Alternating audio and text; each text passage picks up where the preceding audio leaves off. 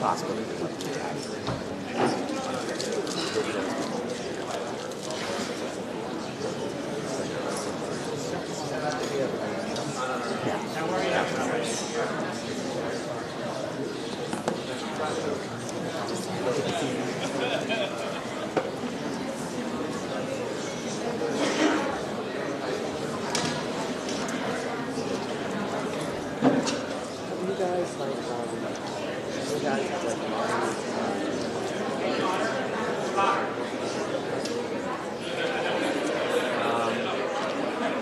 I mean, we've had some turnover around an election, but I'd love to come by and like.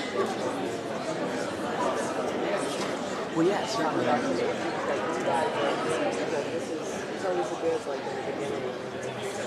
This is something we want to watch. Yeah. You know what I mean? Yeah. I mean, I think once you go see like the administration, the first few final persons from like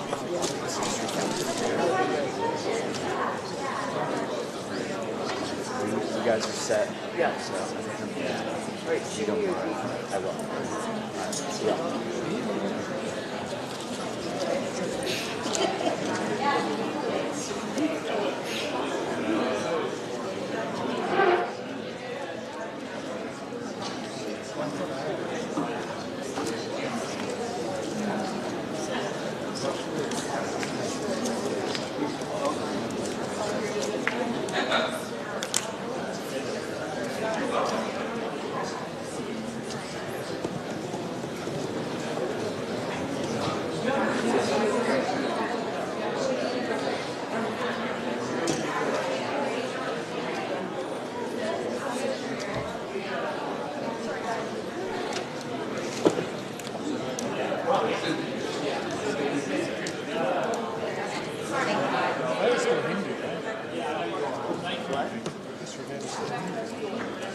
Why wouldn't he still be Hindu? Because it changed. I know, but not really. I didn't know if it was the whole family. No, I think it just changed.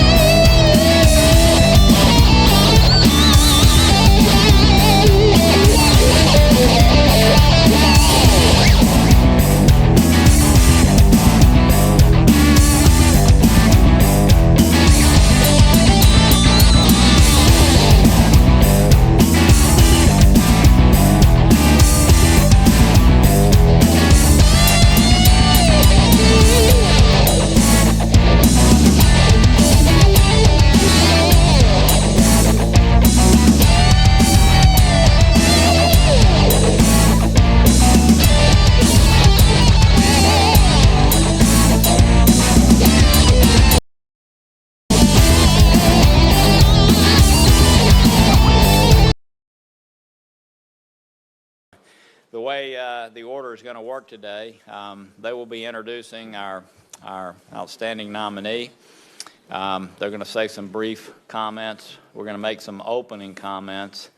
As is the norm, I won't question it first. I'll save my time for interjections, and we'll move directly to Senator Cardin. But we welcome our nominee. We welcome our distinguished friends, and with that, Lindsay, if you want to lead off, we'd love to hear from you.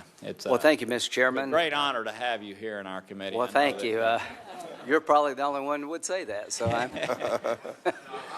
I'm having a hard enough time staying on the committees that I'm actually assigned to, so I may drop by more often. John McCain would be real pleased to see me drop by here more often.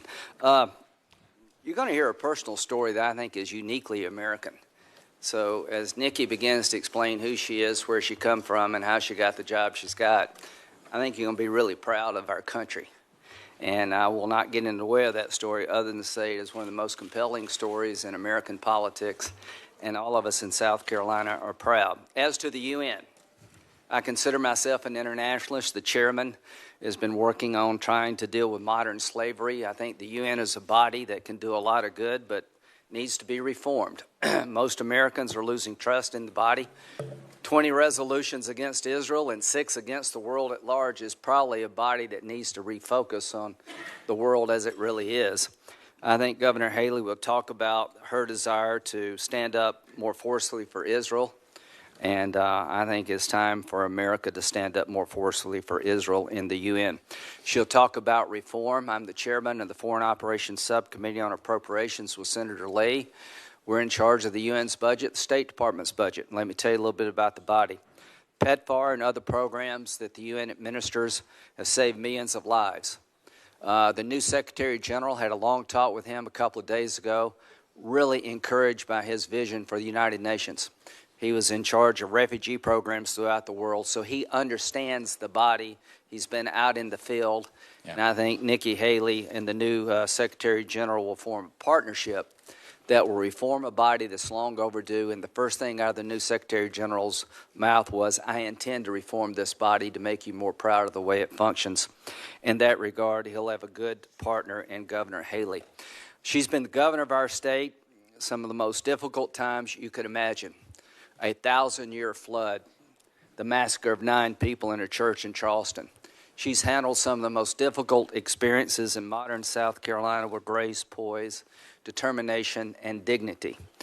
Trust me, it has been a tough year or so for South Carolina, and Governor Haley has brought us together and gotten us to places we should have been a long time ago. I think that skill set is exactly what the U.S. Ambassador to the United Nations needs. You can learn the details of foreign policy, but you either have the ability to persuade people, you have the ability to transform organizations, or you don't. Now, I've seen her persuade people who have dug in for literally centuries about now's the time to move the Confederate flag. I've seen her bring international business concerns to our state by engaging in a fashion to convince them that of all the places you could do business in the world, South Carolina is where you need to be. Bottom line, America's voice in the United Nations needs to be strong. It needs to be somebody that can bring people together. It needs to be a voice that understands what America is all about. I think Nikki Haley, our governor in South Carolina, is the right person at the right time. She represents a combination of intellect, determination, grace, and an understanding of America that the world needs to hear. I know that if she is the ambassador for our country, the United Nations will be better off, and our country will be in good hands. Thank you so much. Now we'll turn to Senator Scott, who in his very brief amount of time here has brought great consciousness, I think, to our body and clarity. We thank him for his service, his unique perspective on so many issues that we deal with, and we look forward to your comments. Thank you, Mr. Chairman, Ranking Member, and members of the committee. It certainly is a pleasure for me to be here introducing not only my governor, but my friend who I've gotten to know over many years. And her story really is the epitome of the American dream coming to life. Her parents migrated from India to Canada and then to rural South Carolina back in 1969. Her father, brilliant man, college professor. Her mother, an entrepreneur, started a clothing boutique store where Nikki figured out how to work. Thank her mom for that today. According to my staff, and this is perhaps the most important part of my introduction, she attended a school in upstate South Carolina that in 2015 was the #2 football team in the country, Cory Booker. This year, they were the #1 team. They also are known as the Clemson Tigers, and her daughter is a student at Clemson as well. She learned how to get along with folks. She learned how to study. She learned how to be a student of the things that mattered in life. And over time, that transcended everything that she did. I met Nikki back when I started serving in the South Carolina House of Representatives in 2009. She had already been there. She served 3 terms in the South Carolina House of Representatives. Before she was in the House, she led the local Chamber of Commerce, becoming the president of the National Association of Women Business Owners, and was elected in 2004 to the South Carolina House. I was able to see firsthand the way she embodied the American values in her leadership, something that we all have grown to love and appreciate about her. In 2010, she became the first female governor of South Carolina and only the second in the nation Indian American governor in our nation. Under Governor Haley's leadership, South Carolina's unemployment rate hit a 15-year record low. New jobs in every single county in South Carolina, representing the greatest names in industry, from the Boeings of the world to expansions of the BMWs to the attraction of more investment from Michelin to Bridgestone. Nikki Haley, during her term, created over 82,000 jobs in South Carolina. Nikki is also a champion of transparency and accountability in government, 2 things that I and many of us hope to see more of at the United Nations. In 2015, as Lindsay's already mentioned, during some of the darkest hours our state has ever known, the Mother Emanuel Massacre, Nikki Haley led not only as a governor, not only as a strong leader, but as a mother, as a human being that was impacted by such an atrocity. She led our state to come together with those types of leadership skills, bringing people together under the worst of times, under the most difficult conditions, is something that she specializes in. The United Nations will be better because Nikki Haley will be a part of it. Thank you, Mr. Chairman. Thank you both. I know that you have other business, and you're welcome to go deal with that business, but we thank you for being here. And again, Governor Haley, we thank you for putting yourself forward. We look forward to your comments in just a moment. Thank you. The United Nations Security Council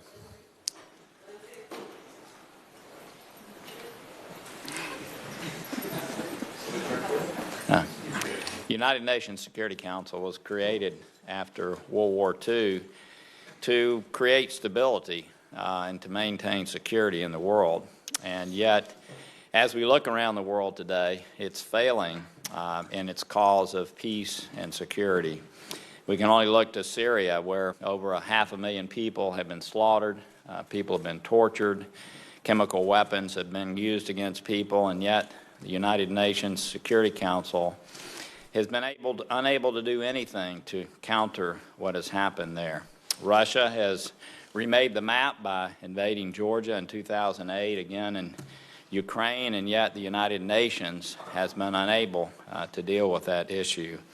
China is violating all kinds of international norms in the South China Sea, and yet the United Nations Security Council is unable to deal with that issue. As a matter of fact, the United Nations Security Council has been unable to deal with the issues that is agreed upon, its own resolutions, whether it's North Korea and the violations that are taking place and the half-hearted efforts that have taken place by members to really push and enforce strong sanctions.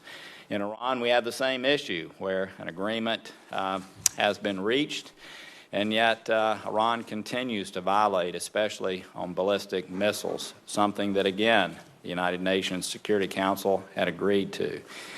And what it's done instead is continued to pursue anti-Semitic measures. The Permanent Five have two members that actually are causing the world to be less stable, and that is Russia and China. So we've got a built-in issue here where any of those Permanent Five members can veto the actions of the rest and keep the United Nations from rightfully dealing with issues that need to be dealt with. As a matter of fact, the gap between what the United Nations was meant to be and what it's become has never been wider at this moment in time. The U.S. is the largest contributor, 22% of the normal dues. We pay 29% of the peacekeeping dues or participation. We also give billions of dollars to other organizations that are affiliated. And yet we see in the peacekeeping mission violations of sexual exploitation and abuse. And yet, again, it seems no real action. And yet I believe the United Nations can and should play an important role. I believe it is and can play an important role in conflict areas and delivering humanitarian aid. But I think we're at a pivotal point, and that's why I'm excited that our nominee is here today.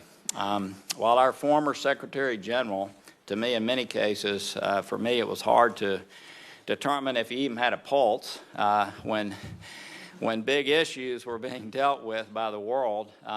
I will say the new UN Secretary General Guterres seems to me to be somebody that really wants the United Nations to do what it was intended to do. I had several very strong conversations with him over the last several days as the United Nations was dealing with some current business. And I have a feeling you're going to have a much better partner when confirmed to this position. I know that Governor Haley is a fierce advocate for U.S. interest. All of us who've met with her in our offices have seen that. I really do believe that she is a person that knows the United Nations needs tremendous reform and change. And I really believe that we have a right to demand that as the largest contributor, as the greatest country on earth. I think that our nominee will, in fact, demand that, and I think we'll in fact see very positive changes when she's confirmed. And with that, I turn it over to our distinguished ranking member and my friend, Ben Cardin. Well, Chairman Corker, thank you for the manner in which this hearing has been arranged. Thank you very much for all the courtesies that you have shown. Governor Haley, thank you. Thank you for being here. Oh, it's my pleasure. Thank you. It's a difficult time to serve in government, and it's a very difficult time to serve at the United Nations and serve on a critically important position for our national security and our global affairs. So we thank you for being willing to step forward to serve your country. I want to thank your husband and son who are here, because this is going to be a family sacrifice. So you're going to have to share your mother and your wife with our country and with the global community, and we thank you for being willing to do that. Chairman Corker, you're correct. In the meeting I had with Governor Haley, it was most impressive to see Governor Haley's passion for U.S. values and her statements as to how she sees the role at the United Nations. I found very encouraging. So I thank you very much for that opportunity. International institutions like the United Nations are under tremendous stress, as the entire liberal international order of the last 7 decades. The United Nations plays a vital role in the maintenance of the current international order, which has served the United States well since 1945. As Ronald Reagan said, we must, in his own words, determine that the UN should succeed and serve the cause of peace for humankind. for the stakes are high. I couldn't agree more with our former president. So we will need a strong, principled voice at the United Nations who is committed to reforming and strengthening it. I firmly believe in a world where America works with our allies and partners, a world that is governed by just laws and institutions, a world where we champion our values, both at home and abroad. And in many ways, the United Nations is the premier international forum to engage in such activities. Much will be said about your experience today. And I am concerned, I must say, about your lack of foreign policy experience. And we'll talk a little bit more about that as we go through this hearing. One area where I was particularly impressed with your leadership was when you publicly called for the removal of the Confederate flag from South Carolina's state capitol, an effort that was ultimately successful. Your actions not only demonstrated your willingness to address hate and bigotry, but also your ability to build and work with coalitions, which will be critically important if confirmed to be our United Nations ambassador. It is my hope that your shrewd political sensibility, history of coalition and consensus building, and desire to undertake new challenges will help you in the early weeks and months of your tenure, should you be confirmed. If confirmed, you will lead the fight for American values at the United Nations by standing up against violations of international humanitarian laws, against war crimes, against human rights violations, and against crackdowns on democracy and freedom of speech. You will face complex challenges like today's global humanitarian crisis. People are fleeing their homes on a scale not seen since World War II, all at a time when climate change, food insecurity, and water scarcities are increasing tensions and instability across the globe. These are challenges that cut across borders that the United States alone cannot meet. The United Nations is uniquely placed to address these problems, and we must engage it robustly to advance America's interest. The United Nations and the global community needs U.S. leadership promoting our core values. The United Nations' failings are well known. Less known is what it gets right: vaccinating 40% of the world's children, assisting more than 55 million refugees fleeing war, famine, and human rights abuses, providing food to 90 million people in 80 countries, and maternal health work that has saved the lives of 30 million women. Many of us have traveled around the world, and we've seen the faces of people who are here today and families that are here today that would not have been but for the work of the United Nations. The United Nations has also launched the Sustainable Development Goals, which, if fully embraced, could have a powerful impact globally on reducing human rights abuses, poverty, and poor governance, in addition to reaching important benchmarks in women and children's health, economic development, and education. I was particularly proud to promote the U.S. leadership on goal number 16, which is special and unprecedented international commitment to improving governance and reducing corruption, which are critically important to U.S. national security interests. The SDGs, as they are known, are extraordinary and ambitious goals that can be achieved in concert with American diplomatic and development efforts. They represent among the best of what the United Nations can do as a convening power. Another dimension of that convening power is the United Nations Framework Convention on Climate Change. For 25 years, the nations of the world have come together to try to tackle the most existential of threats to humanity, climate change. There has been substantial attention paid to the Paris Accords, and rightly so. But Governor Haley, I want to know your thoughts about America's larger role in climate diplomacy leadership around the world. The United Nations can and must be more effective in dealing with challenges affecting the world order. U.S. leadership is essential. I don't believe we strengthen the United Nations by enacting across-the-board funding cuts to the United Nations. And yet I do believe we can all agree that the United Nations must do better in many areas. For it to achieve its full potential, it must change. So let me share with you some areas where I hope we can work to reform and change the way the United Nations does its business. First, the United Nations must be fair. One of the persistent weaknesses across the UN system has been its biased and ugly approach to issues related to Israel. This must end. The responsibility for doing so starts with the member states and our ambassador, if confirmed, with your voice. The United States must continue to use its voice and its vote to call out and push back against resolutions and other actions that aim to isolate Israel, our unique ally in the Middle East. I remained deeply disappointed by the UN Security Council's passage of a blatantly one-sided resolution this December, and it's absolutely unacceptable, though telling, that the attendees at that session applauded after Resolution 2334's passage, underscoring the isolation and bias against Israel. Second, Russia's cynical obstructionism in the United Nations Security Council must be addressed. I agree completely with Senator Corker. The war in Syria has resulted in more than 400,000 deaths and the displacement of millions. Russia has vetoed 6 UN Security Council resolutions that could have reduced the violence, further exposing the vulnerability of the international system to Russia's aggression. Atrocities committed in Syria amount to war crimes, and those responsible must be held accountable. That's our role in the international community to make sure that, in fact, takes place. Third, UN peacekeeping must be strengthened. United Nations peacekeepers deployed to conflicts around the world, and as a result, the United States doesn't have to do it alone. UN peacekeepers help end war, protect civilian populations, and secure territory. But troop quality and effectiveness must be increased, and the United Nations must aggressively address sexual exploitation and abuse by UN peacekeepers. No other issue has so profoundly eroded the trust of local populations or the confidence of the international community. Fourth, the United Nations must reform its internal management through simplification, flexibility, and decentralization.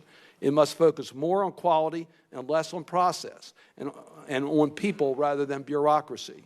It must be committed to building a culture of accountability and protection of whistleblowers. I am confident that the U.S. has a strong partner in reform with the new Secretary General. I agree again with Chairman Corker. I think the Secretary General Guterres presents a strong leader who takes this position with a stronger background than any previous Secretary General of the United Nations. He led the UN Refugee Agency. I urge you to work closely with the new Secretary General in accomplishing the purposes that we need to accomplish. Finally, we must shore up the UN humanitarian response system, which is under extraordinary stress. Brutal conflicts and violent extremism are devastating the lives of millions of people, but the international assistance being provided is not keeping up with the need and scale of the problem. South Sudan is a tragic example of the struggles in the UN and the international systems faced with corrupt, entrenched leaders put their interests and lives ahead of the people, with devastating results. Tens of thousands are dead, millions are being displaced, are hungry and vulnerable. The Security Council members must resolve to use the UN as a platform and a voice to speak up for the people whose voices often go unheard, as well as those working hard on the front line. We must do so not merely because it's the right thing to do. The United States has a profound moral obligation to lead on these issues, but also because it is squarely in our national interest to do this. The United States is better served when we address these issues through the United Nations than to face it alone. For all of its shortcoming, and more importantly, for all the unsung good that it does, it's almost impossible to imagine a world without the UN. For 70 years, it's where the world has come together to reaffirm norms and values and work through the most pressing shared challenges facing humanity. Our national security is strengthened when we are at the table at the United Nations, and the United Nations is more effective when American leadership and values are on display. In a time where the world is in turmoil, it is interest of the American people from the United States to support and maintain cultural alliances and institutions that create stability are more important today than ever before. We've already seen that instability and unrest bringing a crisis to our own doors. In addition to the United Nations, there should be little debate about the essential role of the Euro-Atlantic institutions in maintaining peace and security in Europe and elsewhere since the end of World War II. In the 20th century, Europe has been divided by wars and rivalries. Today, Europe faces its challenges, but the progress in creating a stable and free Europe through such institutions as NATO, the EU, and the Organization for Security and Cooperation in Europe has contributed immeasurably to European peace, stability, and prosperity, and to the American strength, well-being, and leadership in the world as well. The vitality and endurance of these institutions serve the interests of the United States. So let me just mention one last point. I was particularly disturbed by President-elect Trump's comments over the weekend about NATO as being obsolete, repeating a statement that he had made earlier. Vladimir Putin wishes it were, but it's not. So I'm anxious to hear your views, Governor Haley, on NATO, on the importance of our alliances. We need to be reassuring our allies, not threatening to abandon them. With a strong and sustained U.S. leadership, the United Nations will continue to be the indispensable force for a better world. America's ambassador to the UN is essential to that effort. Governor Haley, I look forward to hearing from you today and learning more about your vision as to how the United Nations can better serve the international community. Thank you, Senator Cardin. As I listen to your analysis of the United Nations, much of which I agree to, I know that being the United Nations ambassador is really more about reform and causing something that is dysfunctional to function. And in many ways, having a governor with your energies could well be, again, a very inspired choice. I know you have a number of family members here. I've noticed members always treat nominees with much greater kindness when their family members are with them. If you would like to introduce them, you're welcome to do so. We look forward to your opening comments and questions. Again, thank you for being willing to serve in this capacity. Thank you, Mr. Chairman, and thank you, Senator Cardin, for your comments, and I certainly look forward to discussing all of those things with you and the rest of the committee. I do have my family behind me because I've never been able to do anything without the support of my family. And so to my left, I have my favorite younger brother, Gogi Rendawa, who owns his own business and is an entrepreneur. I have my parents, Dr. and Mrs. Rendawa, who reminded my brothers, my sister, and me every day how blessed we were to live in this country. I have my amazing husband, but also the coolest first man ever, but he is also a combat veteran. Michael is behind me, and next to him is one of my pride and joy kids, and that's Naylan, who is wearing a suit today, which he would prefer not wearing, but he does have his basketball shoes on. So I pick and choose my battles as a mom. I have my in-laws, Bill and Carol Haley, who have been an amazing support to me and a second set of parents to us as we've gone through struggles. And then I have my favorite older brother, Mitty Rendawa, who's also a combat veteran, and his wife, Sonia. And then I have lots of friends behind them as well. And so I told them if I started to mess up, one of them needed to act like a protester. So we will see if that happens. I think she's going to do very well at the United Nations. So with that, I would like to say, Chairman Corker, Ranking Member Cardin, distinguished members of the committee, I come before you today both humbled and honored to be considered to represent the United States of America at the United Nations. Just as other nominees for this position have done, I am here to outline my vision and discuss my qualifications. My story is an American story. I was born in Bamberg, South Carolina, the daughter of immigrant parents from Punjab, India. My parents had comfortable lives in India, but they chose to give up those comforts and move to America with just $8 in their pockets because of the freedoms and the opportunities this country offers. Our family's experience is unique, but it is also familiar because it is one that has been repeated many times by many people in American history. Growing up in a small rural community in the South, our family was different. We were not white enough to be white. We were not black enough to be black. My father wore a turban. My mother wore a sari. Our new neighbors didn't quite know what to make of us. So we did face challenges, but those challenges paled next to the abundance of opportunities in front of us. My dad was a professor at a small historically black college. My mom was a social studies teacher and started a clothing store from scratch. I started doing the books for the family business when I was 13. It wasn't until I got to college that I realized that wasn't normal. But it was normal to me. In my family, we worked. I was also privileged to take advantage of the educational opportunities that America affords, and I am painfully aware that the chance for 13-year-old girls to read and learn and grow is something that does not exist in far too many places around the world today. I went on to serve in South Carolina General Assembly and to be elected and re-elected governor of the Palmetto State. Serving the people of South Carolina has been the greatest honor of my life.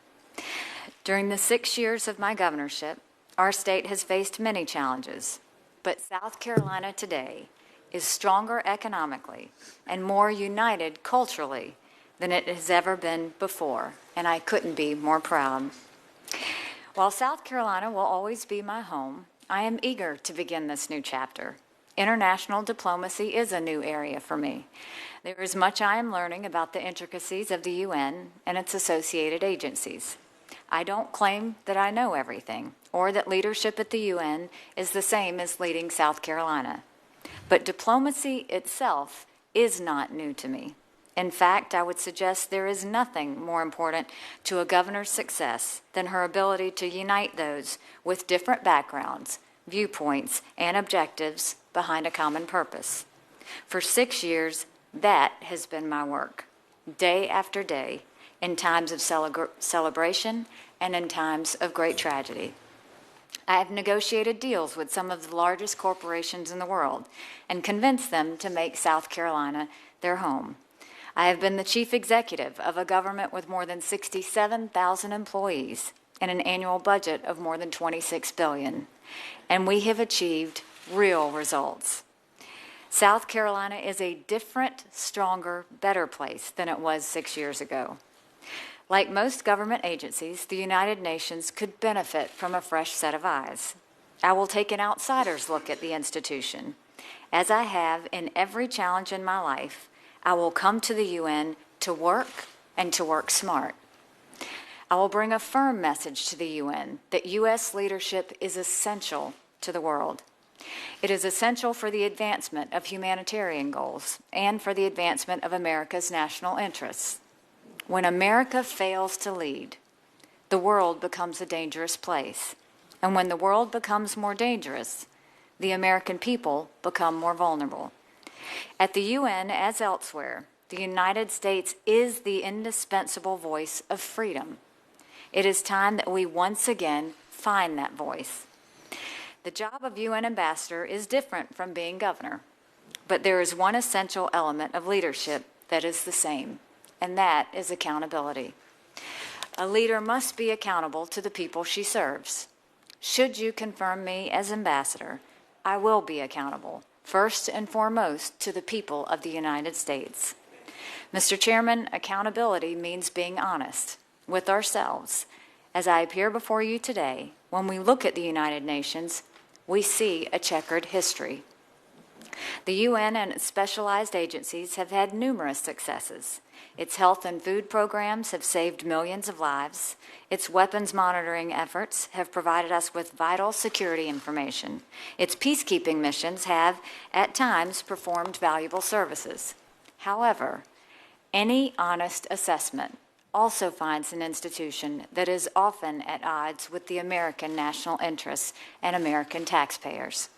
Nowhere has the UN's failure been more consistent and more outrageous than its bias against our close ally, Israel. In the General Assembly session just completed, the UN adopted 20 resolutions against Israel and only 6 targeting the rest of the world's countries combined. In the past 10 years, the Human Rights Council has passed 62 resolutions condemning the reasonable actions Israel takes to defend its security. Meanwhile, the world's worst human rights abusers in Syria, Iran, and North Korea received far fewer condemnations. This cannot continue. It is in this context that the events of December 23rd were so damaging. Last month's passage of UN Resolution 2334 was a terrible mistake, making a peace agreement with the Israelis and the Palestinians even harder to achieve.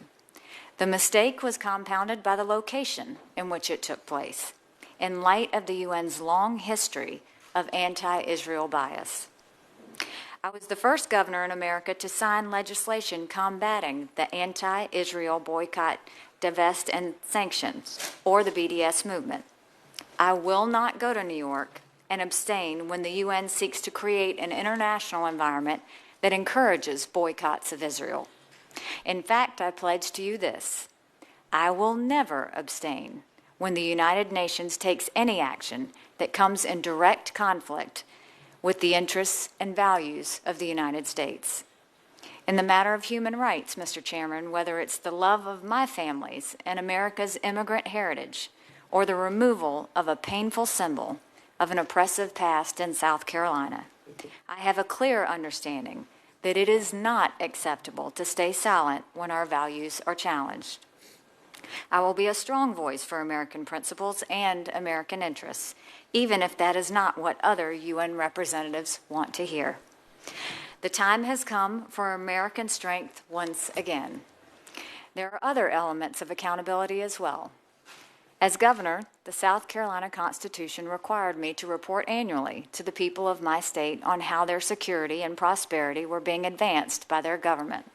In fact, I gave that State of the State address just 1 week ago. I was able to tell the citizens of South Carolina that we now invest more dollars in public education than ever before, that our reserves have doubled while our debt service has been cut in half, and more South Carolinians are working today than ever in the history of our state.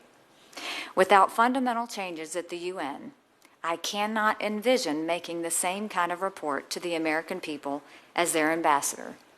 We contribute 22% of the UN's budget, far more than any other country. We are a generous nation, but we must ask ourselves, what good is being accomplished by this disproportionate contribution? Are we getting what we pay for? To your credit, the Congress has already begun to explore ways the United States can use its leverage to make the United Nations a better investment for the American people. I applaud your efforts, and I look forward to working with you to bring seriously needed change to the UN. If I am confirmed, I will need you, and I hope to have your support. In short, Mr. Chairman, my goal for the United Nations will be to create an international body that better serves the interests of the American people. After the passage of the infamous UN resolution equating Zionism with racism in 1975, U.S. Ambassador Daniel Patrick Moynihan came to the unsettling realization that, as he put it, quote, if there were no General Assembly, this could never have happened. Today, over 40 years later, more and more Americans are becoming convinced by actions like the passage of Resolution 2334 that the United Nations does more harm than good. The American people see the UN's mistreatment of Israel, its failure to prevent the North Korean nuclear threat, its waste and corruption, and they are fed up. My job, our job, is to reform the UN in ways that will rebuild the confidence of the American people. We must build an international institution that honors America's commitment to freedom, democracy, and human rights. I hope this can be done. I believe it is possible, and I know that if you confirm me, I will do all I can to see that that happens. Some say we live in cynical and distrustful times, but I believe we all carry in our hearts a bit of idealism that animated the creation of the United Nations. I know I do. With your blessing, I will represent our great country in this international forum. I will do it in ways that I hope bring honor to our country, our values, and our national interests. Thank you very much for your time. Thank you for those comments. We'll begin a 7-minute round, including answers from the nominee, and we'll start with Senator Cardin and go to Senator Johnson. Thank you, Mr. Chairman. Governor Haley, first of all, thank you for your presentation. I find it very encouraging, very refreshing. You've hit points that I strongly agree with about being, when you say it's clear understanding that it's not acceptable to stay silent when our values are challenged. You indicated that to me when we were together in my office. Your point about America being the indispensable voice of freedom. So I'm very encouraged by your statement. So let me get specific, if I might, and talk a little bit about Russia. Russia certainly has not been a voice for freedom under President Putin. A free country has free and fair elections and doesn't interfere with other countries' free and fair elections. Russia has not only interfered with our elections, they're interfering with other elections, including in Europe. A country that believes in freedom allows civil societies to function, allows opposition a fair opportunity. Mr. Putin imprisons his opponents and kills them if need be. A free country does not invade another country and take over territory. Russia has invaded not just Ukraine, but is in Georgia and Moldova and other countries. So my first question to you, when you say that you will, that staying silent is not an option, speak to me about Mr. Putin and Russia. Well, thank you, Senator Cardin, for that question. And I think that Russia is going to continue to be at the forefront of a lot of issues that we have to deal with. What I'll tell you is Russia is trying to show their muscle right now. It is what they do. And I think we always have to be cautious. I don't think that we can trust them. I think that we have to make sure that we try and see what we can get from them before we give to them. They certainly have done some terrible atrocities when you look at things in Syria and how they are working with Iran. And I think that we have to continue to be very strong back and show them what this new administration is going to be. And it is going to be an America that shows exactly where we stand, what we are for, what we are against, and how we're going to proceed. And I think that we need to let them know we are not okay with what happened in Ukraine and Crimea and what is happening in Syria. But we're also going to tell them that we do need their help with ISIS and with some other threats that we all share, that we have to move forward. Does Russia have legitimacy in Crimea? I don't think that, I think what we saw with Crimea and Ukraine is a big concern, because I think it is Russia trying to make sure that they are inserting themselves in places that they want to continue to insert themselves. The problem is there is no boundaries with Russia. They don't have boundaries. They consider that whatever they want, they will. It's the same thing with NATO. They don't want to see NATO become stronger or more powerful. But EU and the United States have made it clear they will never recognize Russia's incursion into Crimea. Do you agree that Crimea is Ukraine, it's not Russia? I do, and I think that we have to make that very clear to them, and I think that's what we have to show is our disappointment in those things. And talk to me a little bit about, we have sanctions currently against Russia. We do. We've been able to get Europe to go along with those sanctions. Yes. You agree that those sanctions should not be at all reduced or eliminated until Russia complies with the Minsk agreement? I think that Russia has to have positive actions before we lift any sanctions on Russia. Some of us have filed legislation to strengthen the sanction regime against Russia, giving additional tools, additional power to impose additional sanctions. Do you support additional sanctions if Russia does not change its behavior? I think that what I do believe is important is that we get together with the National Security Council and the President-elect, and we decide a plan for Russia, what we expect from them, what we plan on looking at as we go forward, what violations will trigger additional sanctions, and when we say it, we should do it and follow through with it. The Philippines have been an ally of ours for a long time. Under their current president, they have sanctioned extrajudicial killings. People have been killed that have not gone through court proceedings because of their suspected of using drugs. Do you agree that that violates basic human rights? I'm sorry, I missed the first part of that question. The President Duarte of Philippines has sanctioned extrajudicial killings. Right. Does that violate basic human rights? It does, yes. And you're prepared to speak up about that in the United Nations? Yes, I am. I'm prepared to speak up on anything that goes against American values. And the American values is something that we should talk loudly about all the time to all countries, because I think it's the values that we hold dear, and it is at the core of what the United States American heart is all about. We have always been the moral compass of the world, and we need to continue to act out and vocalize that as we go forward. I mentioned the Sustainable Development Goal 16, good governance. I've talked to you about expanding that so that the United States leadership in good governance, fighting corruption, we use the model that we've used in regards to fighting modern-day slavery and trafficking. Will you work with us and in your role in the United Nations to strengthen the U.S. role in fighting corruption globally? Absolutely. I think that's who we are as Americans, and I think that's what we need to do to make sure that we continue to fight corruption, because if we fight corruption, we will move closer to peace. There has been some suggestion of a national registry for subgroups of Americans. It's been talked about in regards to Muslim Americans that perhaps there should be a registry. Can you just tell us your view as to whether it's acceptable to have a registry for subgroups of Americans? Thank you, Senator Cardin, for that question, because I think it goes to maybe some discussions that had been had by President-elect Trump early on. And this administration and I don't think there should be any registry based on religion.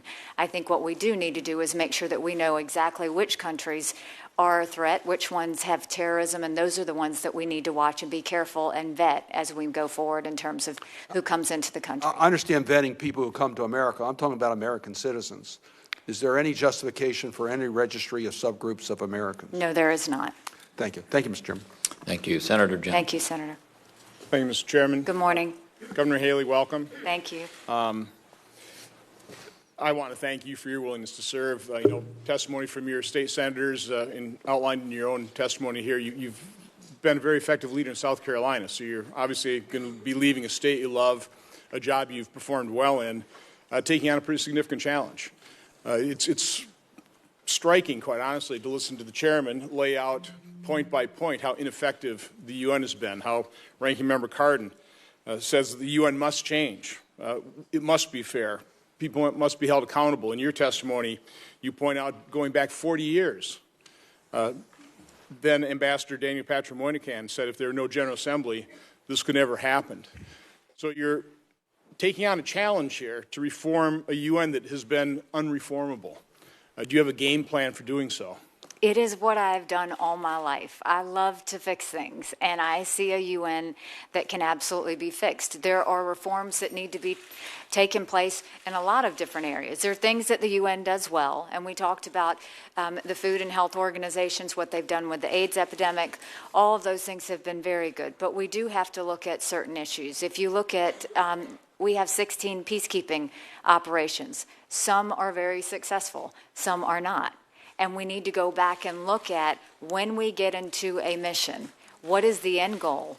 Is it happening? Do we need to shift and do things differently, or do we need to pull out? You look at Sierra Leone and you see it started off rocky, but it ended up very strong. If we look at South Sudan, it's terrible. But you also have to look that we're not getting cooperation from their own government.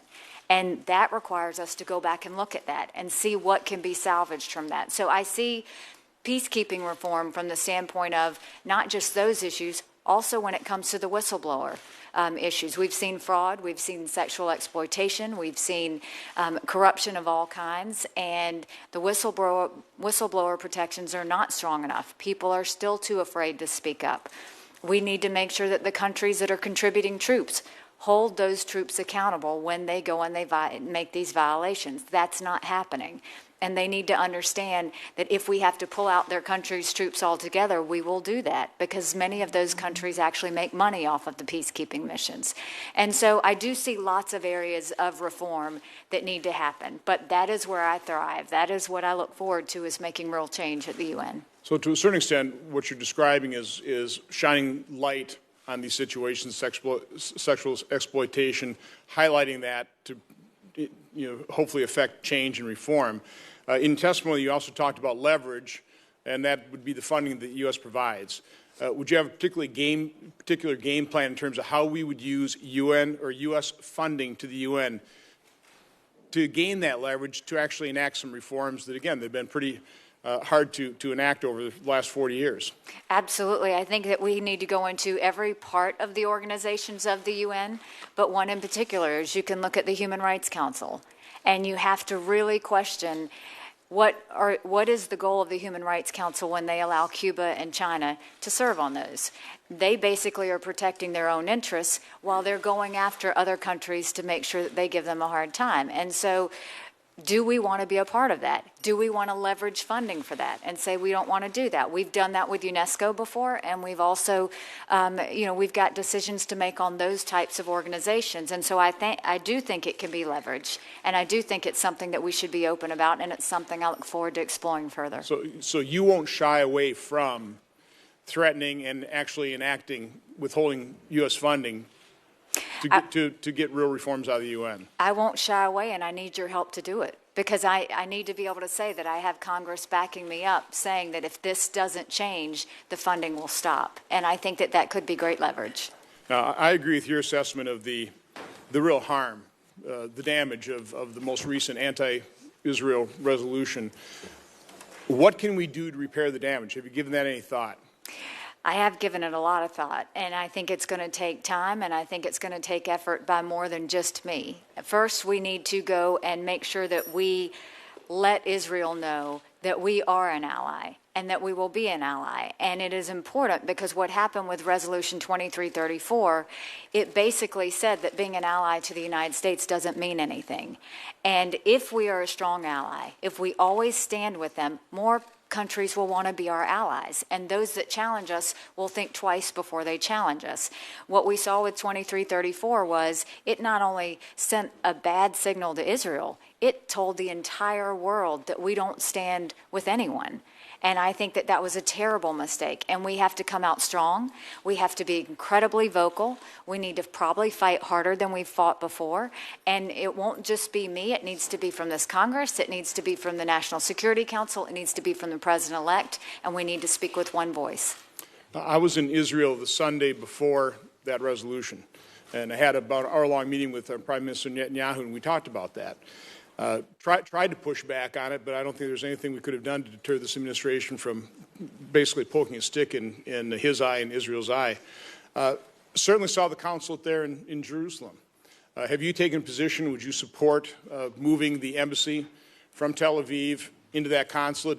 It's really just a matter of changing a sign. Absolutely. Is that something would that be one of the actions we can take to repair the damage of that resolution? Absolutely. Not only is that what Israel wants, but this Congress has also said that that's what they support.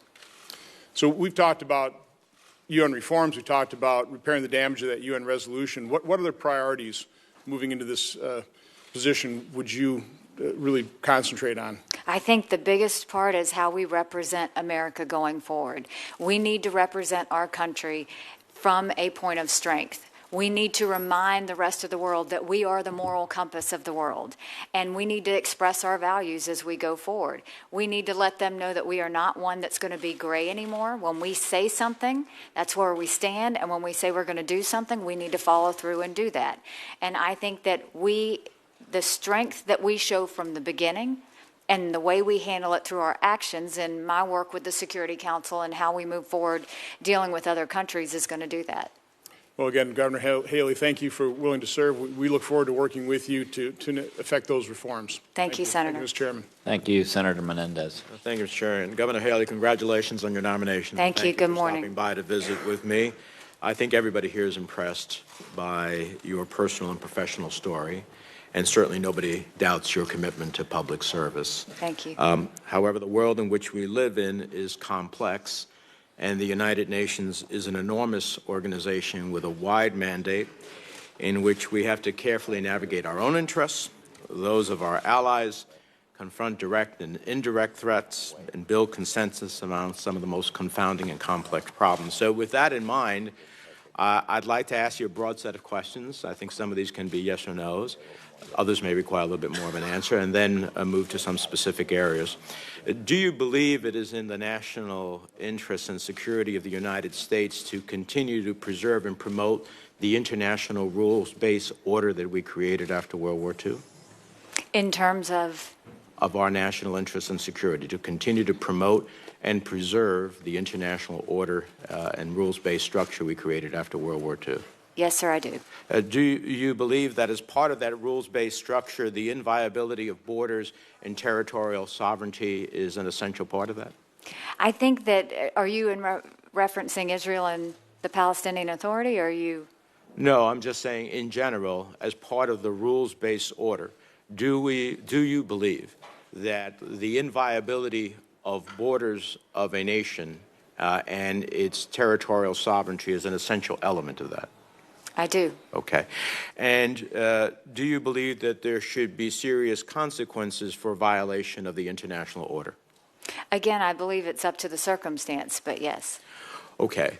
So when you say up to the circumstance, what circumstances of violations of the international order would you believe there aren't serious consequences for, and which ones should there be serious consequences for? So I think with every situation, it is important that we discuss it with the National Security Council, with the President-elect, and we have a plan. What we don't want is knee-jerk reactions. What we don't want is just quick answers to things. We should have a plan on every situation so that we know what our end goal is and what our mission is. I would hope that there are some things that are so overarching that we don't have to convene the National Security Council to say that's a violation of the international order. For example, do you believe that Russia violated the international order when it annexed Crimea and invaded Ukraine? Yes, I do. Do you believe there should be serious consequences for such actions? I think there should be consequences that we say, but if we're going to do that, we need to follow through on them and make sure they happen. I agree with you. We should always follow through. But you do believe there should be serious consequences Yes. for violating that. Yes. So in that regard, we have a series of sanctions that have been levied against Russia. Many members of this committee and others in a bipartisan basis have been promoting a new round of sanctions because of what they have continued to do in that regard, what they have done in Syria, what they have done in trying to interfere in our own domestic elections. And my question to you is, do you believe that those sanctions that are there should be preserved until there is a dramatic change by Russia? Do you believe that they should be enhanced, knowing what we know today, forgetting about what may happen tomorrow? What is your view on sanctions as it relates to Russia? I certainly think they should be preserved, and I don't think they should be lifted unless we've seen a strong change from the Russian government. Okay. Do you believe that Russia committed war crimes when it ultimately indiscriminately bombed civilians in Aleppo and hospitals in Aleppo? Yes, I do. Let me ask you this. When you sat with the President-elect, I assume that in taking this role that has a global magnitude to it, you had some discussions about what the role would be like and whatnot. Did you discuss Russia with him? We discussed basically the international situation, and I think that the President-elect is coming in, again, with a fresh set of eyes. He wants to look at each and every country. He wants to look at all of the threats that face us, and I think that he wants to work with the national security team to come up with a plan with each and every one. Did you specifically discuss Russia with him, though, as part of that? Russia came up, yes, it did, just from the standpoint of that we were going to have issues with Russia. Uh-huh. There are no greater specificity than that. No, sir, there was. Did you discuss China? Yes, we did. Uh-huh. And in what context was that discussion? The same thing, just it was more about the issues that we had in the countries we were going to have them with, but it didn't go into detail as to what those were going to be. These two countries obviously are Security Council members, and Yes, part they of are. your challenge is getting them not to be using their vetoes in ways that actually have undermined, in my view, the international order versus promoted. You know, I totally agree with you when in your opening statement you said U.S. leadership is essential in the world, essential for the advancement of humanitarian goals, advancement of America's national interests, and when we fail to lead, the world becomes a more dangerous place. But I read some of the President-elect's comments that seem nothing short of denigrating towards our international commitments and international organizations like the UN. I could read a litany of tweets, but I'll just choose two. When do you see the United Nations solving problems? They don't, they cause problems. And then at the flip side of that, he says, China is filling the vacuum left by Obama at the UN. So it's either an entity that is worthy of being used to help promote U.S. national interests and security interests, or it's not. And if you're worried about, quote unquote, China filling the vacuum, it's because there's something worthwhile to pursue because you don't care about losing and having a vacuum filled if the entity is of no value. So my question is, how do you reconcile those comments with concerns that if the United States pulls back at the UN, that China will fill the void? Have you talked to the President-elect about the value and the effort that you are willing to undertake, leave your governorship, and go to undertake in terms of making the UN as a strong institution that will promote our national security.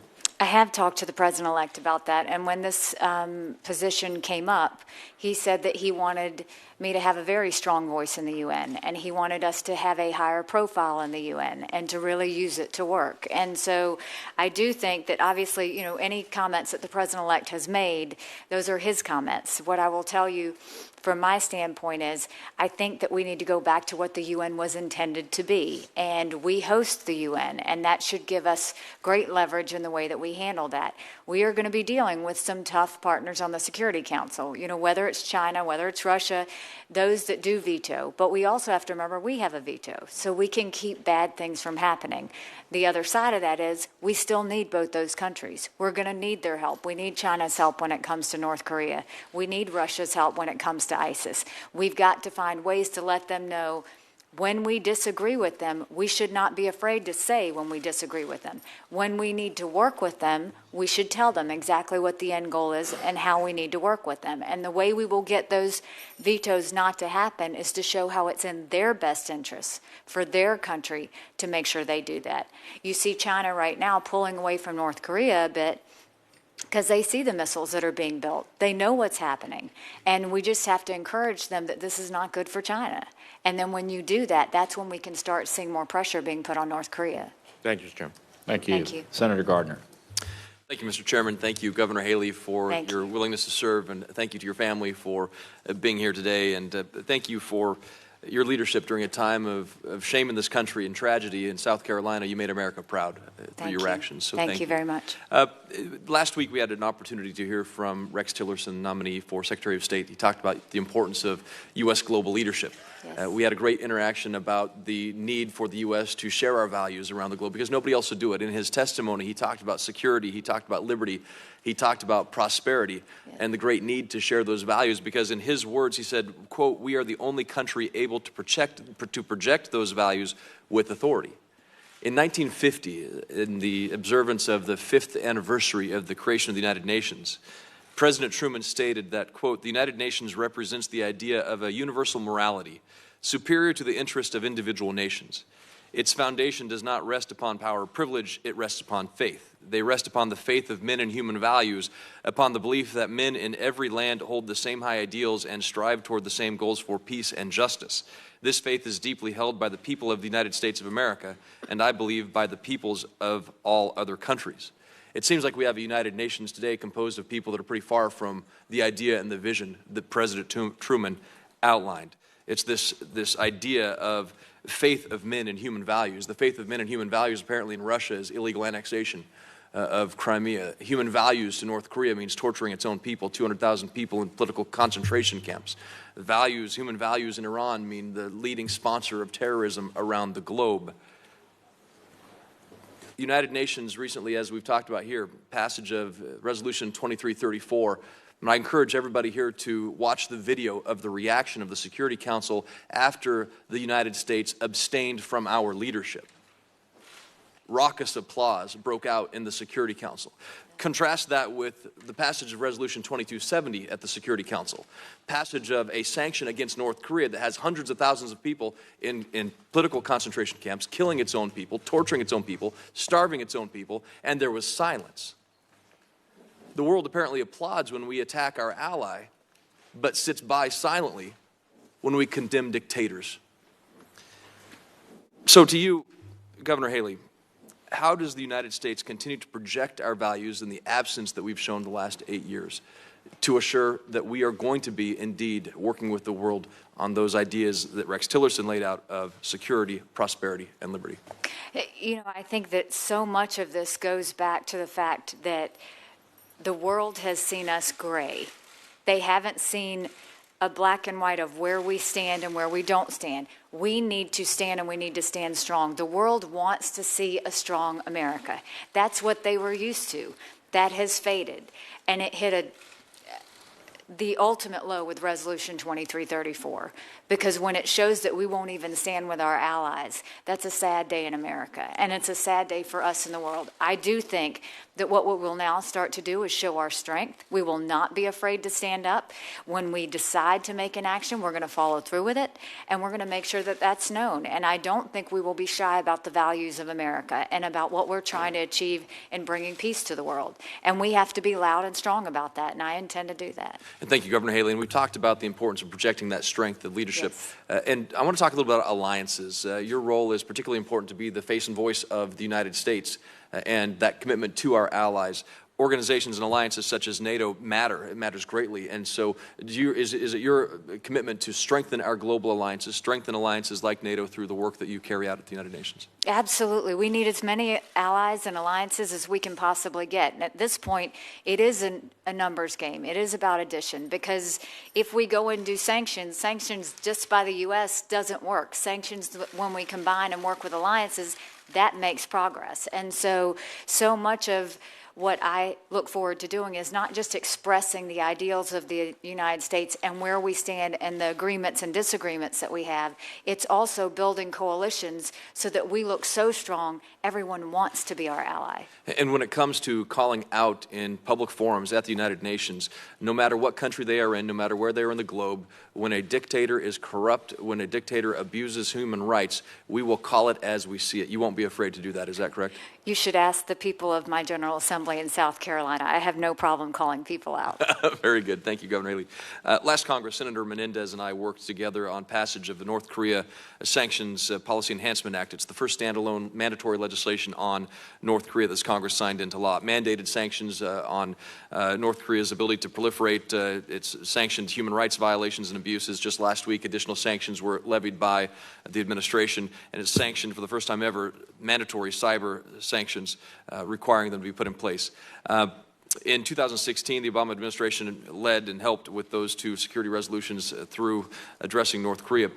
Have we effectively enforced the North Korea sanctions, enforced sanctions on North Korea? We effectively made sure that they're effective, as well as United Nations sanctions, the 2270 resolution. Have they been effectively enforced? Sanctions are only as good as if you enforce them. And clearly there is more to do in North Korea. And when a line is crossed, to not say anything is going to be a problem. And so I think North Korea is definitely one to watch. I think we're going to have to work closely with China to show the threat of what is happening, and we can't let up on North Korea. What we are seeing right now is production of nuclear weapons, and he does not care.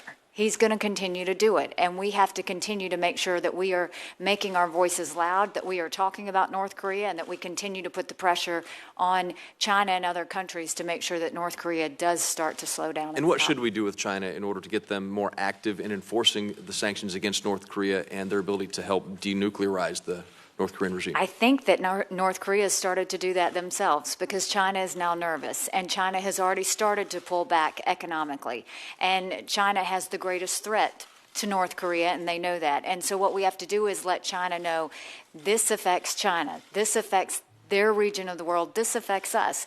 Not talk about it from our results and what it will do to the United States. Talk about it in terms of China and really encourage them to say, you are the one that can make a difference here. And I think that we just push them in that direction. Thank you. Thank you. Absolutely. Senator Sheen. Thank you, Mr. Chairman. And Governor Haley, congratulations on your nomination. Thank you very much. Thank you for spending some time with me yesterday. I enjoyed it. Thank you. Me too, and as I said to you then, I've been impressed by your work as the governor of South Carolina. Thank you. And I very much appreciate in your statement your commitment to the U.S. leadership in the world, and to your comments about your conversation with the president-elect about being a strong voice at the UN for the United States. But I have to say that, unfortunately, as strong as I believe our ambassador to the UN can be, the president's words are often taken with much more weight. And I am disturbed by some of the president-elect's comments that are different than those positions you've enunciated here. about the institutions that the United States helped create after World War II, about the UN. He recently called it, in a tweet, just a club for people to get together and talk and have a good time. In interviews this weekend, he criticized NATO. He was amazingly nonchalant about the future of the European Union and the transatlantic alliance. And I see the potential for real negative consequences because of that failure to recognize those institutions that have helped promote the security of the United States and have helped us as we've tried to lead in the world. So I appreciate that you have said that you have the ear of the president and that you will be part of the national security apparatus. I think that's very important. But how will you avoid the conflict between your efforts at the UN and the Security Council and the president-elect's tweets, the positions that he's taken on many of the issues that will come before the United Nations? You know, I think that what the president-elect has put out there are his opinions as they stand now. What I do think is going to happen is I look forward to communicating to him how I feel, as I know the rest of the National Security Council does as well. It is important that we have alliances. I know the president-elect realizes that. It is important that we create coalitions, and I know that he realizes that as well. And so his comments are really coming from the fact that he does have a fresh set of eyes. He is looking at those things. But my job's not just at the UN. My job is to come back to the National Security Council and let them know what I know, which is I want to bring back faith to the UN. I want to show that we can be a strong voice in the UN. I want to show that we can make progress and have action in the UN. That's going to happen from my actions and from the things that I do. And that's how I will show him that the UN matters. NATO obviously has been an alliance that we value, an alliance that we need to keep. And I think that as we continue to talk to him about these alliances and how they can be helpful and strategic in the way that we move forward, I do anticipate that he will listen to all of us and hopefully that we can get him to see it the way we see it. Well, so do you agree with his suggestion that Vladimir Putin has been a stronger, better leader than Angela Merkel? I think that what he is looking at, just like he's looking at associations, he's looking at opportunities, and he's trying to find opportunities where he can relate to different leaders and work with different leaders. That's not a bad thing. We should want. It's not a very good way to relate to Angela Merkel. No, it's not, and I agree with you on that. But I do think that's where he's trying to go, is see what relationship he can have with a lot of different leaders. And I think our goal is pull out the best we can in who we can deal with without having to talk negatively about someone else. I appreciated your comments about disagreeing with the idea of a registry for any particular group in the United States for Muslims. In the past, you've criticized then-candidate Trump for proposing a ban on all Muslims traveling to the United States. Do you continue to believe that that's unconstitutional? Yes, I do, and I made that clear during that time, just as I always speak up when I think something's wrong. But I do want to add that the president-elect has corrected his statement and said that he does not believe there should be a full ban on Muslims. He does believe that we should be conscious, as we're looking at the refugee crisis and otherwise, that we do not take people from any areas of threat. Today, about 60% of all maternal deaths take place in humanitarian situations like refugee camps or areas that have been affected by conflict. And in these settings, women and girls are often cut off from health care. You pointed out in your statement that you appreciate the challenges so many young women and girls face around the world in terms of access to the advantages we have in the United States. Many of those lives have been saved and can be saved with access to proper care, including prenatal care, voluntary family planning, and skilled birth attendance.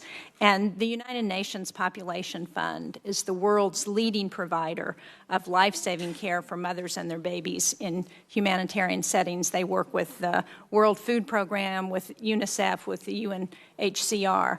So, if confirmed, would you continue to support those efforts by UNFPA? I will support any efforts that help educate, help plan, help let them know what contraceptions are in place so that we can avoid any other further action. I am strongly pro-life, and so anything that we can do to keep from having abortions or to keep them from not knowing what is available, I will absolutely support. Well, I very much appreciate that, because I think sometimes the idea of access to family planning services is conflated with abortion, and it's a very different issue. And this is a way to avoid abortions, unplanned pregnancies. That's exactly so right. Thank you very much for that comment. As governor of South Carolina, you took the position that Syrian refugees were not being properly vetted, and so you question whether they should be allowed to settle in South Carolina. As ambassador to the UN, the U.S. has had a role in galvanizing global support for refugees. Do you see that the position, how will you be able to resolve the position that you've taken in South Carolina with your new role as ambassador when it comes to refugees? And I'm out of time, so I don't know if... Very briefly. That's hard to give a brief answer to, but I will say that, first of all, our refugee program in this country is one that is valued and has done a lot of good. And when it comes to refugees, we have to remember those that we have always tried to help, those that have been persecuted for any reason. I will give a personal story in that my husband, when he was deployed to Afghanistan, there were 2 interpreters that kept his unit safe, and they kept them without harm. When it was time for that unit to leave, those 2 interpreters staying, they would have been killed. And so what the refugee program rightly does is it allowed them to go through and vet those interpreters. Those interpreters are now in the United States. They are now having jobs and contributing members of society. The issue with the refugees in terms of the Syrians, as governor of South Carolina, we always welcomed the refugee program. It changed when it came time to the Syrian refugees, and that was at a time where I did have a conversation with Director Comey, and I said, tell me if this is any different than the way we've handled it before. And that is when Director Comey said, we don't have enough information to vet these refugees. And I said, so you can't vet them the same way you vet others? And he said, we don't have the information. And that's when I said, we can't take refugees from Syria until I know that I can protect the people of South Carolina.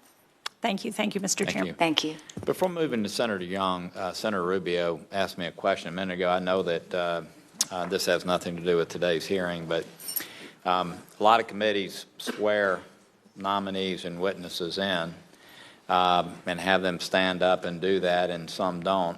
Whether they do that or not, they're bound by exactly the same obligations to Congress, and that you have to tell the truth when you're in front of a committee. I know it came up relative to the last hearing we had, and I just wanted to make sure everyone understood that. Senator Young. Thank you, Chairman, and thank you, Governor. Good morning, for your service in the past and your interest in continuing to serve. Article 1, Section 8 of the Constitution grants to Congress the power to declare war. Going to war, of course, is one of the most serious decisions a nation can make, and the founders explicitly gave that authority to make the decision to the American people through their elected representatives. The U.S. hasn't declared war since World War II, and instead periodically relied on authorizations of the use of military force. 2.5 years after we started bombing ISIS in Iraq, Congress still sits on the sidelines in terms of exercising this most important responsibility. We're instead relying on a 2001 authorization for the use of military force. It strains credibility at best, and I think sets a dangerous precedent. Perhaps some are concerned about going on the record in support of or in opposition to the war against ISIS. Our war fighters and their families, like your husband, have demonstrated incredible courage in taking the fight to terrorists. I believe if members of Congress show just a fraction of their courage, we can fulfill our constitutional duty to vote on an AUMF focused on ISIS. Friends and foes alike should know that our nation is all in when it comes to taking the fight to ISIS and other groups. So I know Senator Kaine has actively engaged on these issues. Others have been involved in this fight for some time. I understand the details and wording matter of such an authorization or declaration, as it were. I just want to go on the record early and clearly here in the Senate that I'm in favor of Congress showing courage and exercising its constitutional responsibility with respect to an AUMF focused on ISIS. Do you believe, with that long lead-in, that Congress should pass an AUMF, an authorization for the use of military force against ISIS? Well, you understand that any time, first of all, Congress does have that authority, and that's an authority that should be respected always. I think that when you talk about any sort of war or any sort of military interference, it's important to have a plan, and it's important to have an end goal. I say that as the wife of a military combat veteran. I say that as a sister, because families, once they send their loved ones into harm's way, they want to know that Congress and the president-elect has a plan. And so with that, ISIS is an extreme threat to America and the rest of the world. I do think that they have to be dealt with. I just think it needs to be done responsibly, knowing that we have measurables on what we are looking for, where the end goal is, and knowing exactly where the start and the stop is. Okay. I wanted to see how you thought through that issue. I agree with measurables. That takes me to another topic, with the understanding that we can't defeat or take on the world's ills through hard power alone. It takes a mix of hard and soft power in order to counter what has been called violent extremism by the UN and by the United States. We're going to have to certainly defeat the perverted ideology of radical Islam, and do so by engaging in and winning the war of ideas. So, based on your preparation for this hearing, what's your assessment of the U.S. government and the United Nations' current performance in the war of ideas abroad against the Islamic terrorist ideology? And what do you specifically think needs to be improved? Back to measuring success, how do we measure success in the war of ideas? I think that, first of all, we need to speak with one voice, and that's something that hasn't happened. I think it needs to be the president-elect. I think it needs to be the National Security Council, and I think it needs to be Congress along with the UN, that when we say this is a problem, then we follow through with it and we finish what we start. I think that's incredibly important. And that way, when we're all speaking with one voice, the rest of the world knows this is serious to us. We mean business, and we're not going to stop until it's resolved. How will you define what that one voice is? Will it be based on legislative sort of resolutions coming out of Congress? Will it, and legislation signed into law by the president, directives of the executive branch that you'll take with you to the United Nations? Is that how you'll determine what that My hope is that voice is that the president echo? My hope is that the president-elect, the National Security Council, and Congress work together to decide what that looks like, because I think that's very important. If in any way, any country in the world, or ISIS sees a break in any of us, that will show us weak. And I think we need to all stand together and be very strong if we're going to go take this on and finish it. And then to measure success, how do we measure success in the war of ideas? When they are no longer a threat and when they are no longer causing harm to Americans. Are there any incremental success measures, public opinion polling surveys? Those come to mind for me, but I'm sure there are probably some other sophisticated tools. It's hard to find anyone in America today that does not understand the threat of ISIS. Okay. In your prepared statement, you cite some of the failures of the United Nations, and they're multifaceted. Mistreatment of Israel, preventing the North Korean nuclear threat. I think the failure to act on Syria also belongs on the long list of UN failures. Hundreds of thousands of Syrians have been killed. Half the country's population's been uprooted. Much of the infrastructure lay in ruins. This is a genocide. Absolutely. I don't think we remind the American people and the international community frequently enough that a genocide has occurred here. Would you agree the UN Security Council's failed with respect to the Assad regime and the catastrophe in Syria? Yes or no? Yes. In your opinion, why did the UN Security Council fail to act more forcefully with respect to the Assad regime and the catastrophe in Syria? I look forward to getting into the UN and finding out why they think hitting Israel is so much more important than dealing with Syria. Well, I think it's because Russia consistently employed a veto. Russia vetoed at least 6 UN Security Council resolutions focusing on the Assad regime. You indicated Russia committed war crimes in Syria, I believe in the hearing here today. I'm glad you acknowledged that. Do you agree that both at the UN in New York and on the streets of Aleppo, Moscow has acted as an active accomplice in Assad's murder of his own people? Yes, I do. All right, thank you. Thank you. If I could, I can't let this pass. It would be my observation, and everybody has their own, that the AUMF issue has nothing whatsoever to do with courage. Nothing. That if there was an authorization for the use of force that gave the president all means to fight ISIS, and that was it, it was like 12 words, you'd have like 11 votes. And if you had one that said he can use all means, but you can't do this, you can't do this, you can't do this, and you can only go into X countries, it would have 10 votes. And so the fact is that there's a divide. And we have an authorization that is legal, that everybody that's come before our committee has said is legal. And at a time when we did not want to show division as it related to ISIS, it just seemed it was better, instead of getting to a hung place here, it was better to stand behind what most people believe to be a perfectly legal basis upon which to fight ISIS. But I'm more than willing to take it up. There is a divide about whether the commander-in-chief should have all means available to him to fight ISIS. It's a philosophical divide. And I would just say one more time, I'll say it strongly, has nothing whatsoever to do with courage. Could I, Mr. Chairman, if I could just briefly, I agree with everything the chairman said there. I just want to go on record as saying that, except for one point, and that is there is serious concern as to whether the current authorization used by the Obama administration and potentially to be used by the Trump administration covers the military actions that they have pursued. There is a serious challenge about that. There is, and you know, the administration has made their point. I happen to have agreed with that point.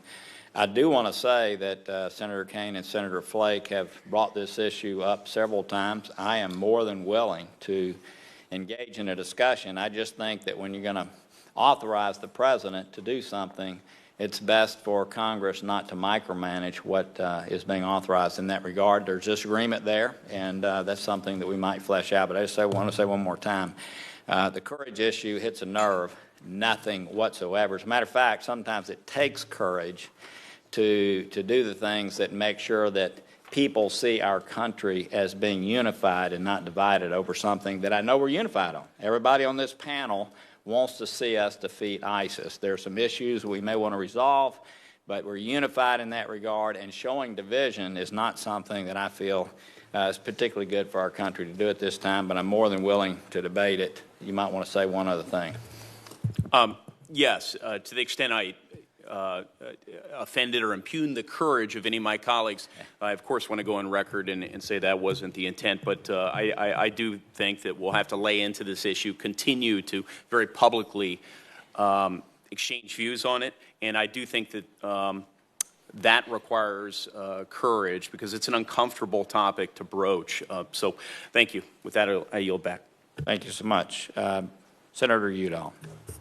Thank you very much, Mr. Chairman. And Governor Haley, thank you very much for coming to my office and sharing your views. And it's great to have you here today, and great to have your family here. And I want to thank your husband and your older brother for their service in the military. You obviously have an impressive story here to tell, and we appreciate you being here. Thank you. I'm a very strong supporter of the United Nations, and I believe that strong U.S. leadership is needed to ensure that the United Nations remains a viable institution in the future. I've been extremely alarmed by some of the President-elect Trump's derisive comments about the UN, and I'm very concerned that his statements have harmed our efforts in that body, and it's good to see that you're clarifying some of those. The most discouraging is that he has insinuated or allowed the perception that the United States will no longer take a leadership role. And you're saying today, I think, that you're going to assert that role. That he would have cut off funding and would end our participation in important aspects of the UN. This is not a formula for success. U.S. leadership is paramount. If we left a political vacuum, it would likely be filled by countries that might not necessarily share our interests, such as Russia and China. I hope that I am mistaken, and I hope you will be an advocate for U.S. participation in the United Nations, and I believe you've stated that here today. It's very clear that Russia attempted to influence our election. If you are confirmed to serve as ambassador to the UN, will you stand up to Vladimir Putin and against Russia's attempt to interfere with our electoral system? We should stand up to any country that attempts to interfere with our system. And what will your message to your Russian counterpart on the Security Council be with regard to their attempts to influence the U.S. elections? That we are aware that it has happened, that we don't find it acceptable, and that we are going to fight back every time we see something like that happening. I don't think Russia's going to be the only one.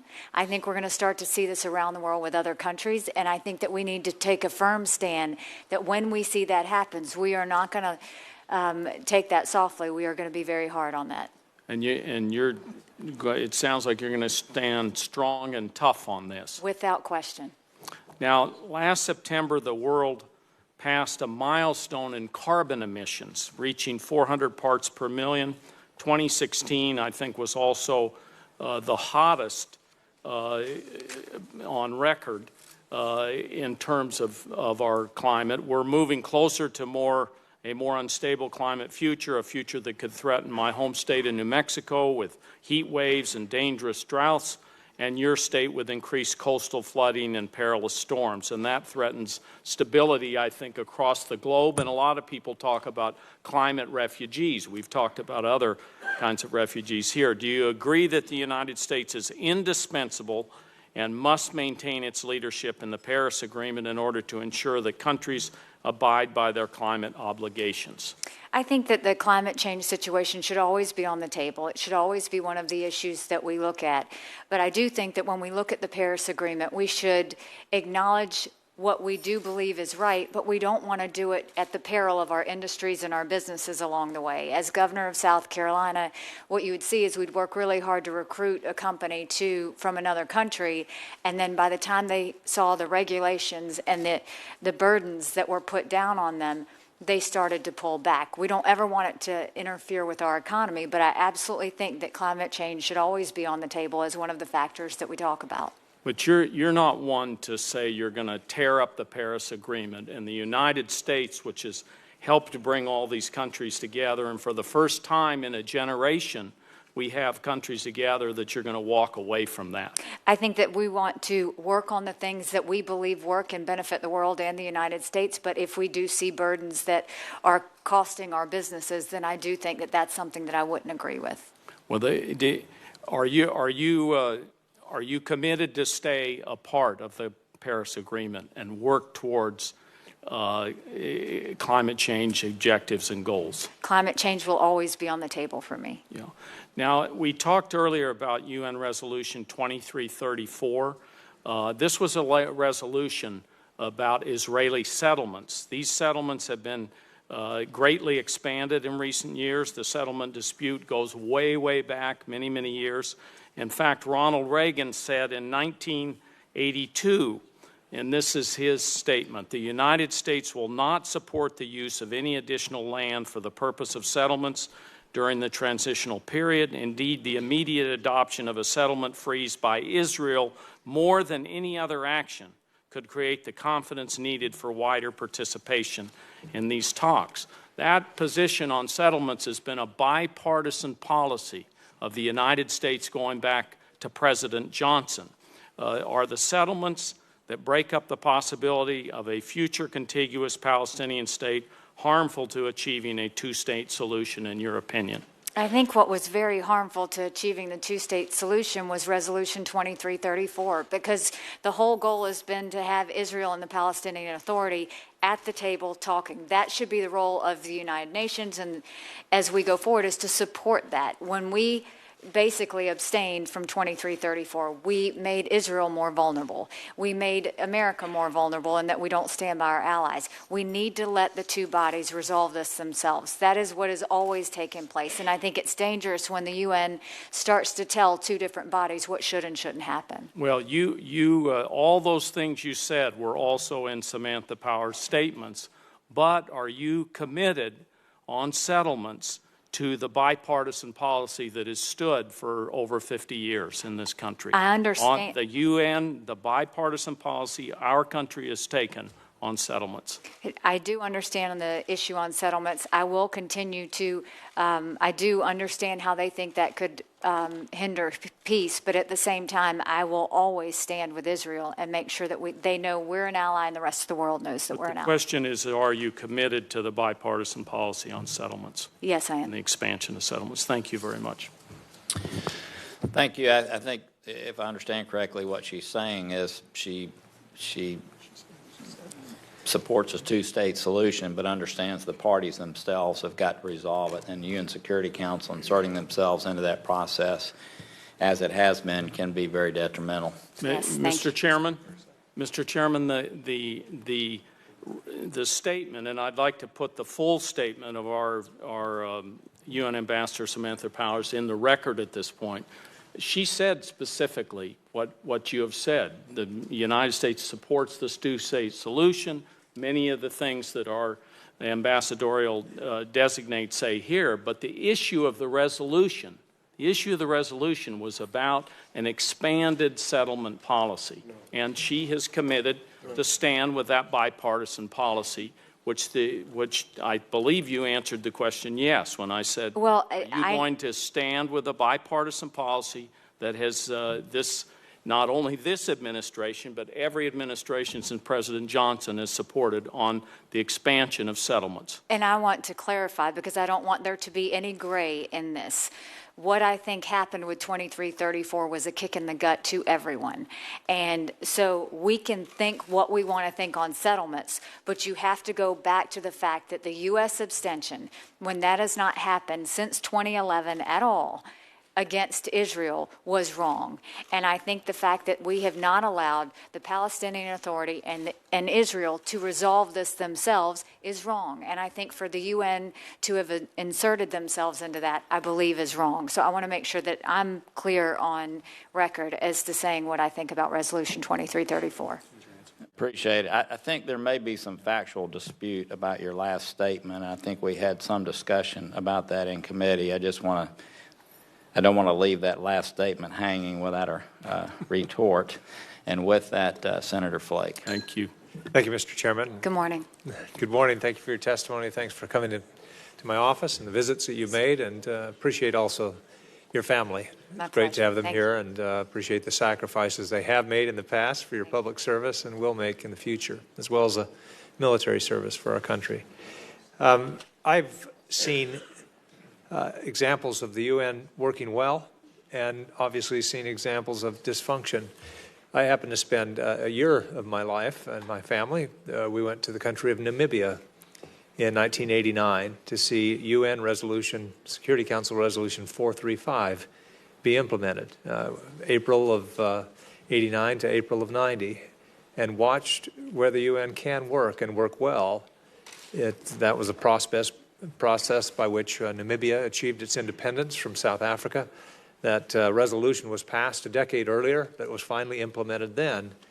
And Namibia is a fine democracy today, much owing to the United Nations and the role that the Security Council resolution played there. And so I've seen it work, but also you've mentioned in your testimony many examples of the dysfunction. A lot of that has to do with the General Assembly or UNESCO and other organizations, but also plenty of dysfunction with the Security Council. And the failure, as has been mentioned, to take a position and take a stand with regard to Syria will, I think, be judged harshly by history. That's right. But let me talk just a bit about peacekeeping. We've seen examples there of where peacekeeping has worked as well. UN peacekeeping forces along the Golan Heights, for example, for years kept the peace there. A lot of peacekeeping now is done, obviously, in the continent of Africa. I have a particular interest, obviously, there.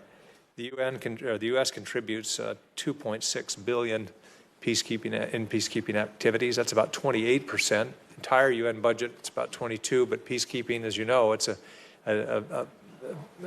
even more of a disproportionate number.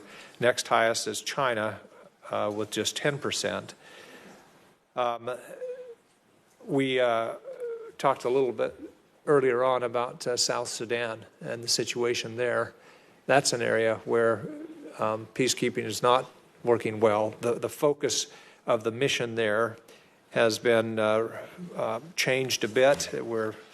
We're trying to make sure that I think the quote is protection of civilians, human rights monitoring, support of delivery of humanitarian assistance, and the implementation of the cessation of hostilities agreement. That is not going well. What can we do to make the situation better there? That's a particular focus of our peacekeeping activities. With South Sudan? Yes. You know, I think that, first of all, we should look at all 16 of them. Secondly, I do want to point out that we are pushing on 29% for the peacekeeping budget, and according to the Helms-Biden Act, it really should be at 25%, and we need to be conscious of that. First of all, I think what's very important is we have to start encouraging other countries to have skin in the game.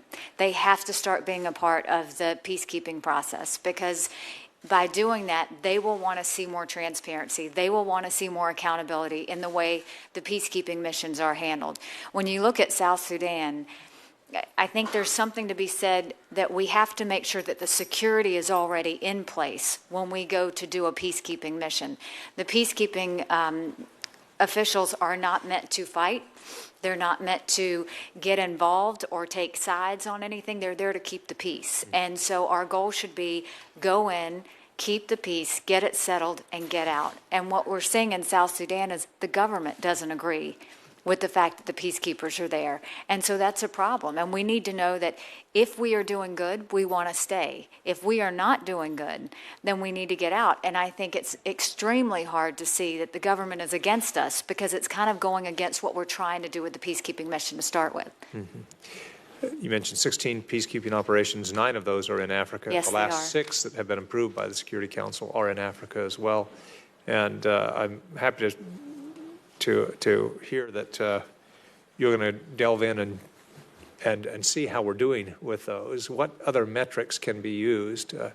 I know Senator Young mentioned that in terms of whether or not we're getting bang for the buck out of our involvement. It is one of those where you do have to decide before you even take on a peacekeeping mission if it is something that can see success, if we can get to a resolution. And I think that part of that is making sure that there's a secure base to start with, making sure that we are taking care of things. If you look at the peace missions in Africa, it has been devastating to see this sexual exploitation, the fraud, the abuse that's happening. And we have to acknowledge that some countries are contributing troops because they're making money off of that. And so if they are not willing to make sure that they are punishing the violators, then we need to actually pull that country's troops out, because they are harming the peace process. The last thing we want is for UN peacekeepers to go into a country and for people to be scared and for people to be vulnerable. And I think we are seeing that right now, and mostly in Africa. And I think that's a problem, because once we have transparency of how this money is being spent, then we can bring accountability to the actions that are being taken, strengthen the whistleblowing process, and make sure that we're actually doing what was intended to do. And I think this is extremely important, because when we start to become more transparent and accountable, we will start to see the waste of the dollars. And you won't see U.S. putting 29% in. You'll see them putting in less than 25%. And we will see countries starting to really have skin in the game, which I think is hugely important if we're going to continue peacekeeping missions. Well, thank you. I'm glad to hear you acknowledge the problems that we've had with these peacekeeping missions. To see the sexual abuse and whatnot going on there is just devastating. It is. And you're right, for those countries in which peacekeepers are there, not to have trust in the UN process there is devastating. So I hope that we're more proactive to make sure the offending countries with troops there are dealt with more quickly. And I appreciate the testimony and look forward to further discussion. Thank you very much. Thank you. Without objection, I'm going to ask that we go ahead and enter into the record UN Security Council Resolution 2334 so everyone can discern for themselves what it actually said. Senator Murphy. Thank you, Mr. Chairman. Thank you, Governor Haley, for being willing to serve. Thank you for your history of speaking truth to power. I enjoyed the time we spent together discussing some of the issues you're going to face. Appreciate you being here before the committee. And so I say this respectfully. I sort of feel like the hearings we've had, this hearing and the hearing on Secretary of State nominee Tillerson, have occurred in an alternate universe. I hear loud and clear what you're saying about needing for the United States to be clear about where we stand and strong in our values. And I think that Mr. Tillerson used the same phrasing over and over again, and I think we would all agree that those should be goals of U.S. foreign policy. But President-elect Trump has downplayed Russian attempts to influence our election. He's suggested that NATO is obsolete. He's openly rooted for the breakup of the European Union. He's lavished praise on Vladimir Putin and refused to commit to continuing sanctions. He's criticized one of our most important allies in the world, Chancellor Merkel. He's promised to bring back torture, and he's called for Japan and South Korea to take a look at obtaining nuclear weapons because they probably can't rely on our security guarantee any longer. And so I hear what you're saying, but can you understand why right now the world perceives the Trump administration's foreign policy to be the exact opposite of clear about where we stand and strong in our values? I hear what you're saying, but can you understand why the world perceives the foreign policy to be the exact opposite of what you're articulating it will be? I understand that anytime there's a new administration, there is always nervousness and there's always concern. It happened with President Obama. It's happened with presidents before that. That is something that is just natural. It's natural to the world to all watch the United States because we are such a leader, to see who's going to follow it. It's also natural for a candidate or an incoming president to look at everything and to say things. Once you govern, it becomes very different. And I think that what we have seen is that once the president-elect gets to hear from his national security team, I think what he says after that will be most important. And I think those are the focuses that we are going to have with the National Security Council, and making sure that we educate, inform him of what we know, inform him of strategies, and then go along with whatever decision he decides to make. And I heard a version of this in your answer to Senator Shaheen. So you believe that after 2 years of suggesting radical changes regarding U.S. policy about conveying really muddled messages about where we stand, that's all going to change after Friday? Not all of it will change after Friday, but what I know is I'm going to control the part that I can, and what I can control is the UN. And so I am going to use the power of my voice in the UN to talk about America's ideals and our values and our strength and our freedoms. I'm going to talk to the president-elect about the UN and the opportunities for strategy in dealing with Russia and China and North Korea and Syria as we go forward. And I think that we are going to have a lot of opportunities to make that better. And I do think that my counterparts as well are going to inform the president-elect on what they're seeing. And so, that's how an administration works. You surround yourself with people who don't just say yes to what you think. They actually challenge you and they tell you of other opinions. And what I know about president-elect is he actually will listen. Let me ask you about the future of the UN. You have a lot of Democrats in South Carolina that don't get what they want all the time from the state legislature and from their governor. Would you advise Democrats in the state legislature in South Carolina to boycott the state legislature if they don't get what they want, or for registered Democrats in South Carolina to stop paying their taxes if they don't get what they want from the state government? Well, we have laws in place, so they can't just stop paying their taxes or they will deal with that. Legislators have been known to do whatever they want. And as governor, I've seen that happen. So it's two totally different things. I guess you understand why I'm making the point. The reason that we invest in the UN is not because we expect to win every fight. It's not because we expect to have our views prevail, but because we think it's important to have a deliberative body in which differences can be expressed out in the open rather than always dealt with behind closed doors.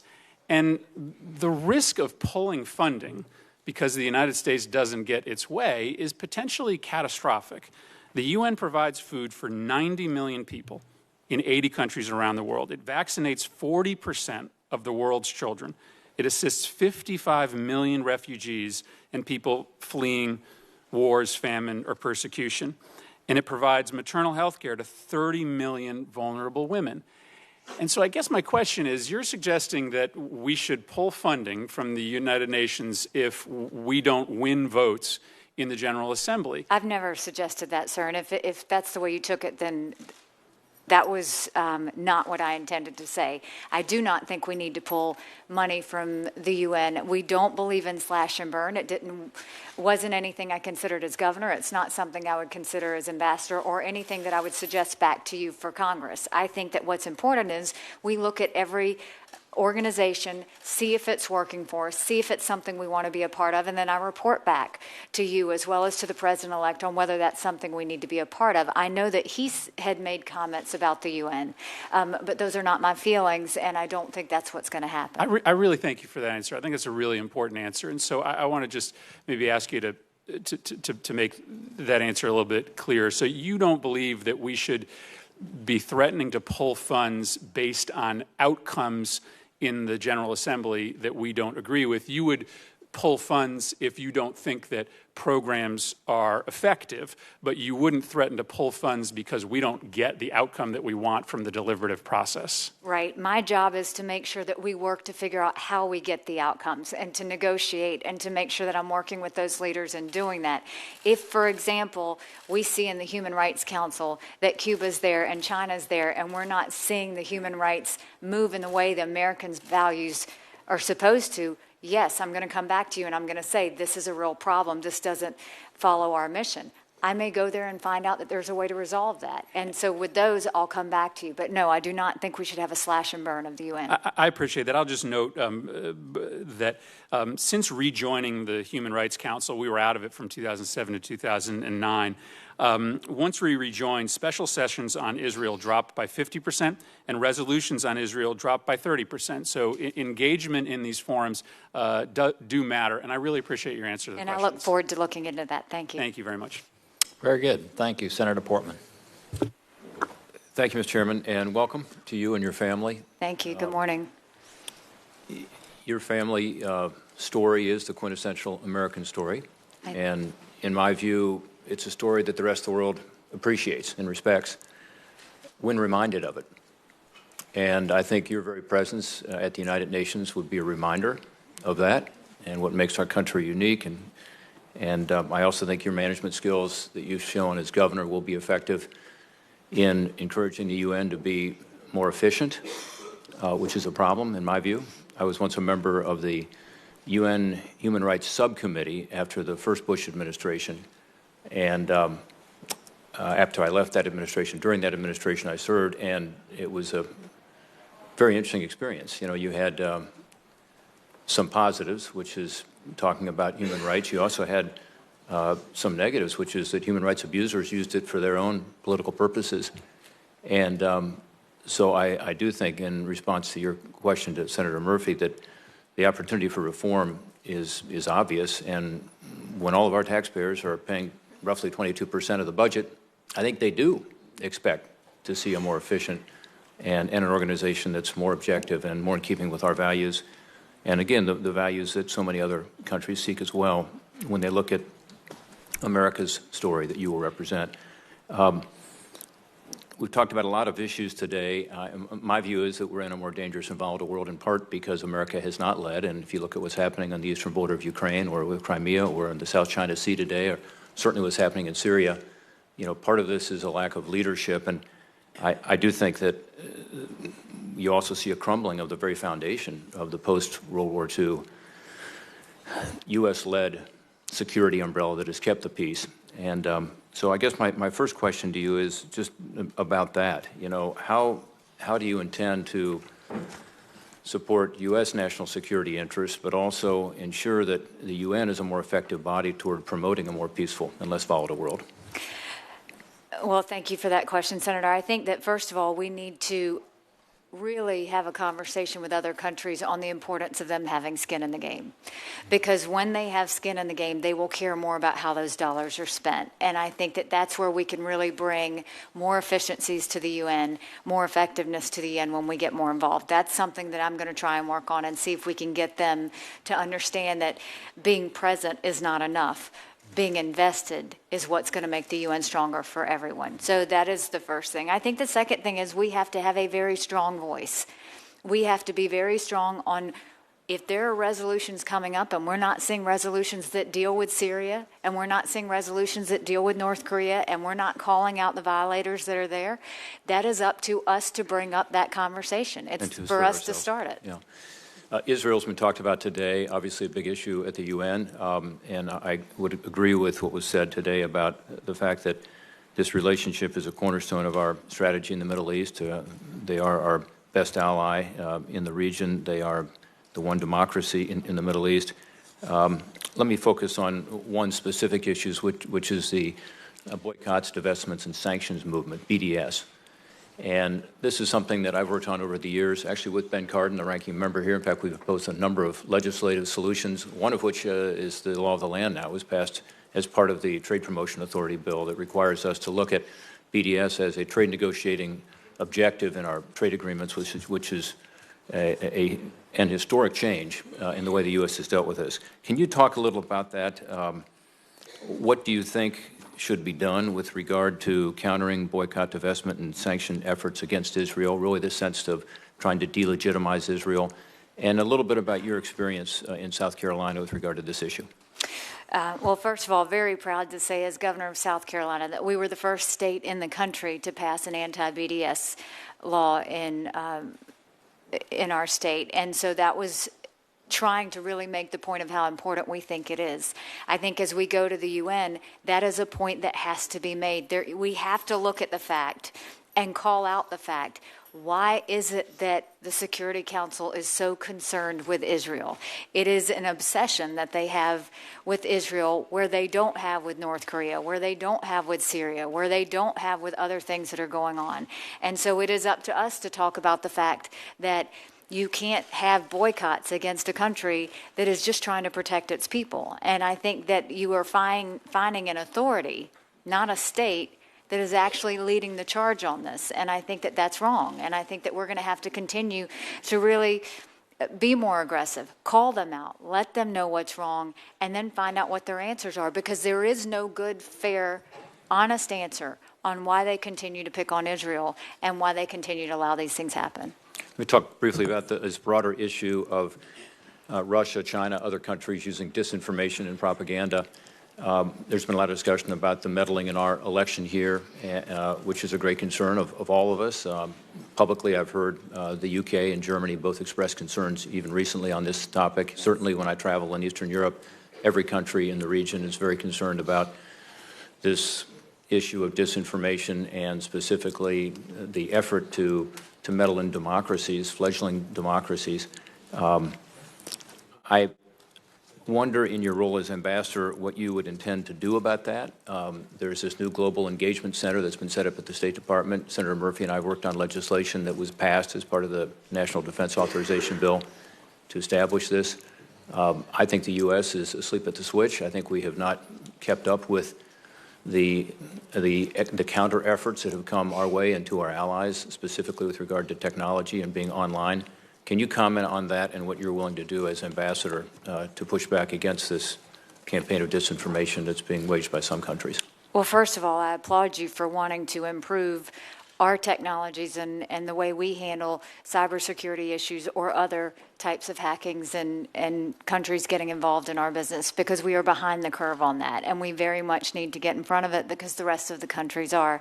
Having said that, we need to make it very clear that we do not accept any country that tries to meddle in any of the business of the United States, and that needs to be made loud and clear. It needs to be made loud of any of the violators. We need to be able to call them out by name, and we need to let them know that this is not something that we're going to allow going forward. And I think this is going to be more of a conversation, not just for the United States, but for our European allies and other allies around the world, because they are feeling the same thing, and they are concerned about the same thing, and in some cases have witnessed the same thing. Thank you, Governor. Thank you, Mr. Chairman. Thank you, Senator. Sir. Thank you. Senator Booker. Thank you, Mr. Chairman. Governor, it's very good to see you here, and I want to just thank you for bringing your family here. You add a proud level of diversity to the leadership of our country, and I think it's needed. And I think your record is something in South Carolina that there are many aspects of it that I celebrate, particularly what I think you showed, especially in the wake of a horrific shooting. You showed grace and dignity in dealing with the tragedy, and then you showed tremendous courage in removing the Confederate flag from the State House, and I've been in a state of gratitude about that in particular. So thank you very much for showing a strength of leadership during very, very difficult times. Thank you. You and I have had some time to talk in the past, and we've known each other for some years. And you'll have to forgive me, I have 3 hearings going on at the same time. So you're just here to say nice things about me.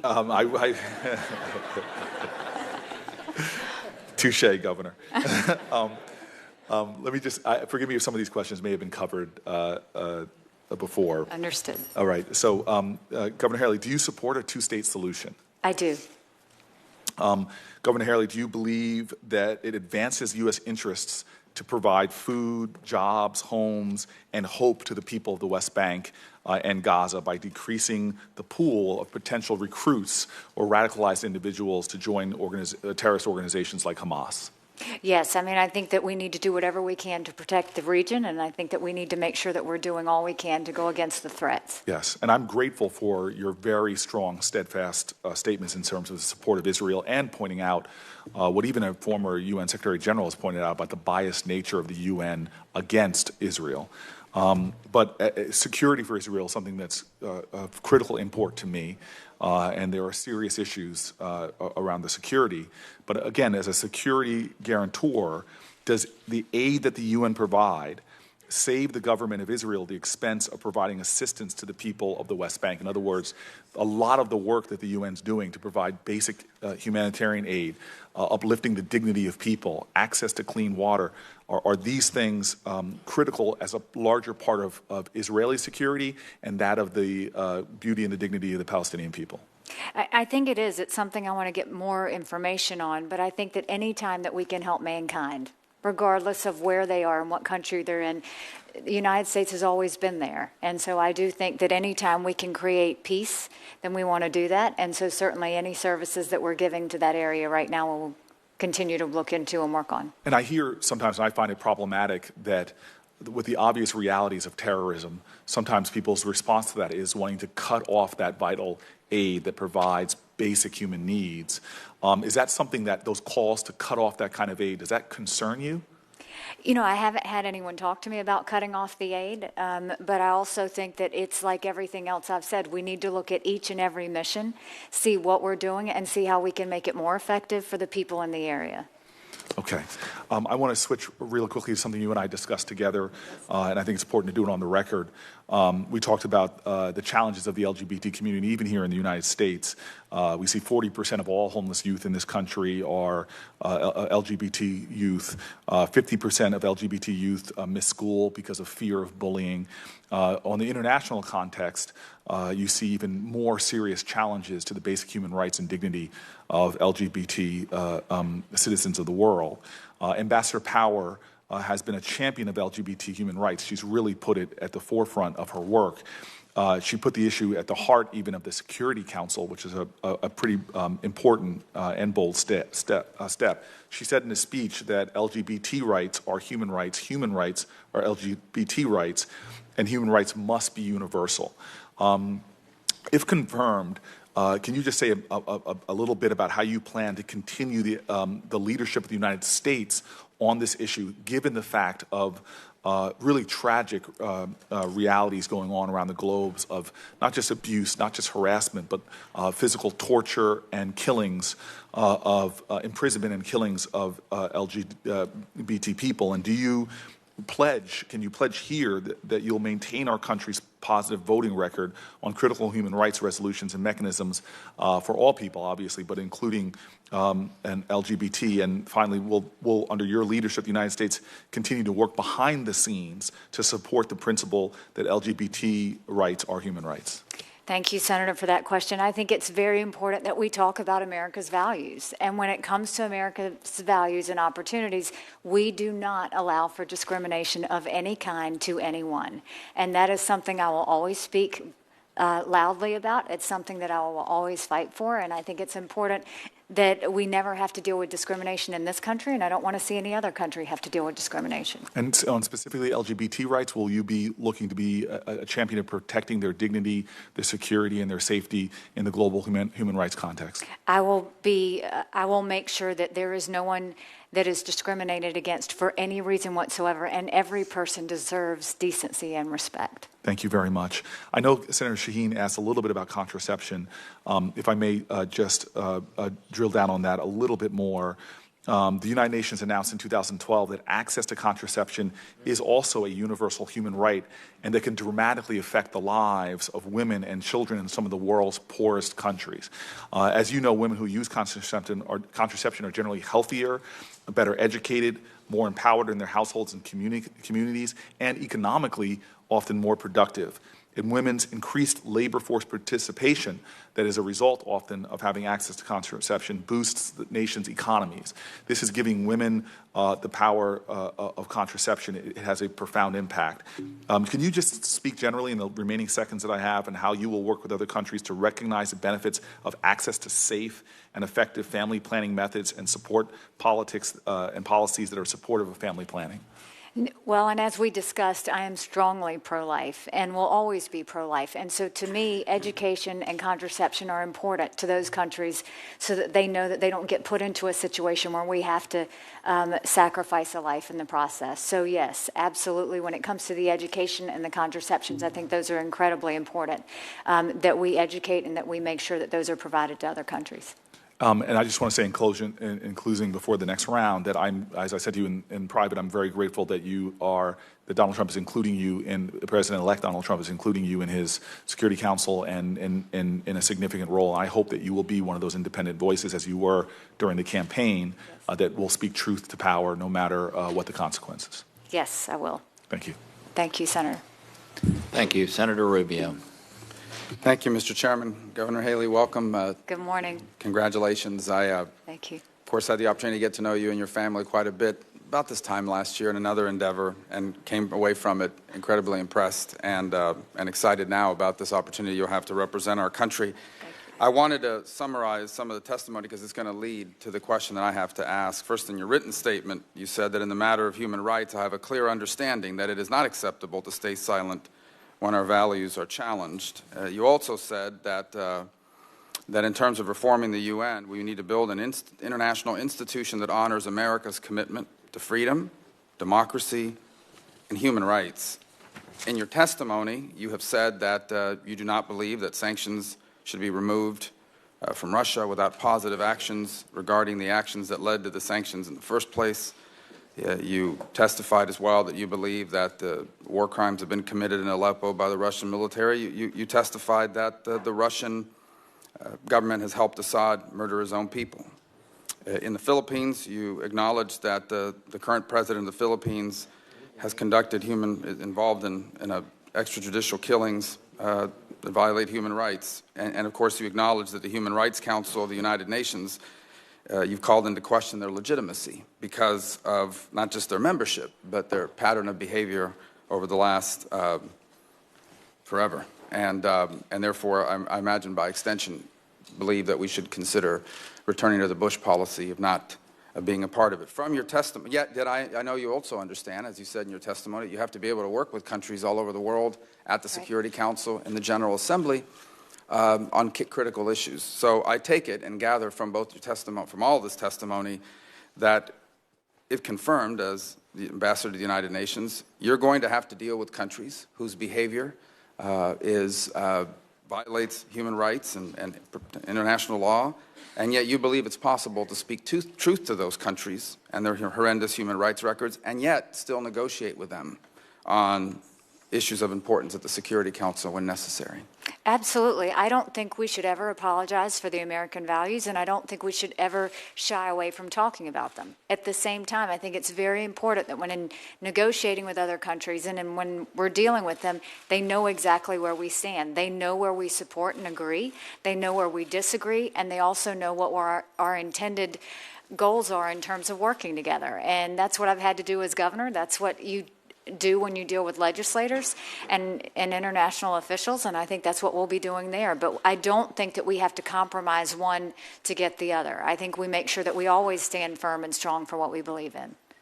And on an unrelated topic, in March of 2015 and many times afterwards, our current Secretary of State told this Senate that the Iran nuclear deal would not be legally binding on the United States. Yet, the outgoing administration attempted to use the United Nations, in particular the Security Council, through Resolution 2231, to go around Congress on the Joint Comprehensive Plan of Action and attempt, as they claim, to create a binding legal obligation under what they claim to be international law related to a flawed Iran nuclear deal. I would first ask, what is your view of this use of the Security Council to go around Congress, and in particular to go around the Senate's constitutional role to provide advice and consent on treaties? Well, I think I've been on record that I think that it was a huge disappointment. I think that it was created more of a threat, and I think that we are going to have to do a lot of things to fix what's happened. If confirmed, would you advise the President-elect never to use the United Nations to try to circumvent Congress, especially the Senate, on international agreements? Yes, I would, because I think Congress and Senate are extremely important that we work together with the UN to make sure that anything that's proposed is always supported by Congress as we go forward. And this is related to one of your answers, but I think for a point of clarification, because I know you were asked about the recent Security Council resolution with regards to Israel and the Palestinian question, I think you recognize that as part of that agreement, it assumed, for example, that portions of Jerusalem are occupied territory, that portions of Jerusalem are therefore, by definition, settlements. I believe you would agree when I say that Jerusalem is not a settlement. Right. I agree. You continue to see, it's important to understand, and I think that's what the chairman was getting at when he talked about some dispute over the meaning of that resolution, that it in fact assumed and accepted as fact the notion that basically any Israeli presence in Judea and Samaria constitutes a settlement. And so I think that's the key point. And I also think it's not true to say that this is the longstanding policy of the U.S. to somehow try to organize and utilize international organisms to force a negotiation. What has in fact been a bipartisan commitment, and I think certainly what our partners in Israel would like to see, is a negotiation between the two parties involved, with assistance from the international community as a forum, potentially, but certainly not by pre-imposing conditions and the like. And I guess my question, you've already answered this. Had you been the UN ambassador and had been asked to abstain on a vote of this kind, would you have agreed to do so? I would never have abstained. I don't like when legislators abstain. I certainly think that it has to be a huge exception when you do abstain. I think that that was the moment that we should have told the world how we stand with Israel, and it was a kick in the gut that we didn't. Well, I thank you, and I just would close by pointing out that the United Nations actually came about as a result of the work of someone from Tennessee, the former senator from Tennessee, Cordell Hull. So it's appropriate that you're chairing this meeting here today. It all comes back to Tennessee. It always does. I thank you for reminding everyone who's tuned in that that is the case. Thank you. Thank you. Thank you, Senator. I would just say I know that y'all have a special relationship for lots of reasons and haven't been involved here. Senator Cardin and I were talking earlier, and there's some things that you have very good instincts, and you've been a governor, and I think going into an organization that needs reform, having been a governor, someone who solves problems, is something that's going to be very useful. I would also say that this committee at large has spent a lot of time in places all around the world and has an understanding of things that coming into this may be somewhat new to you. And I think the committee as a whole, if you utilize it, can be very useful to you as you undertake what you're going to be undertaking at the United Nations. And I think everyone here, especially as they've seen you in operation today, would be more than glad to do so.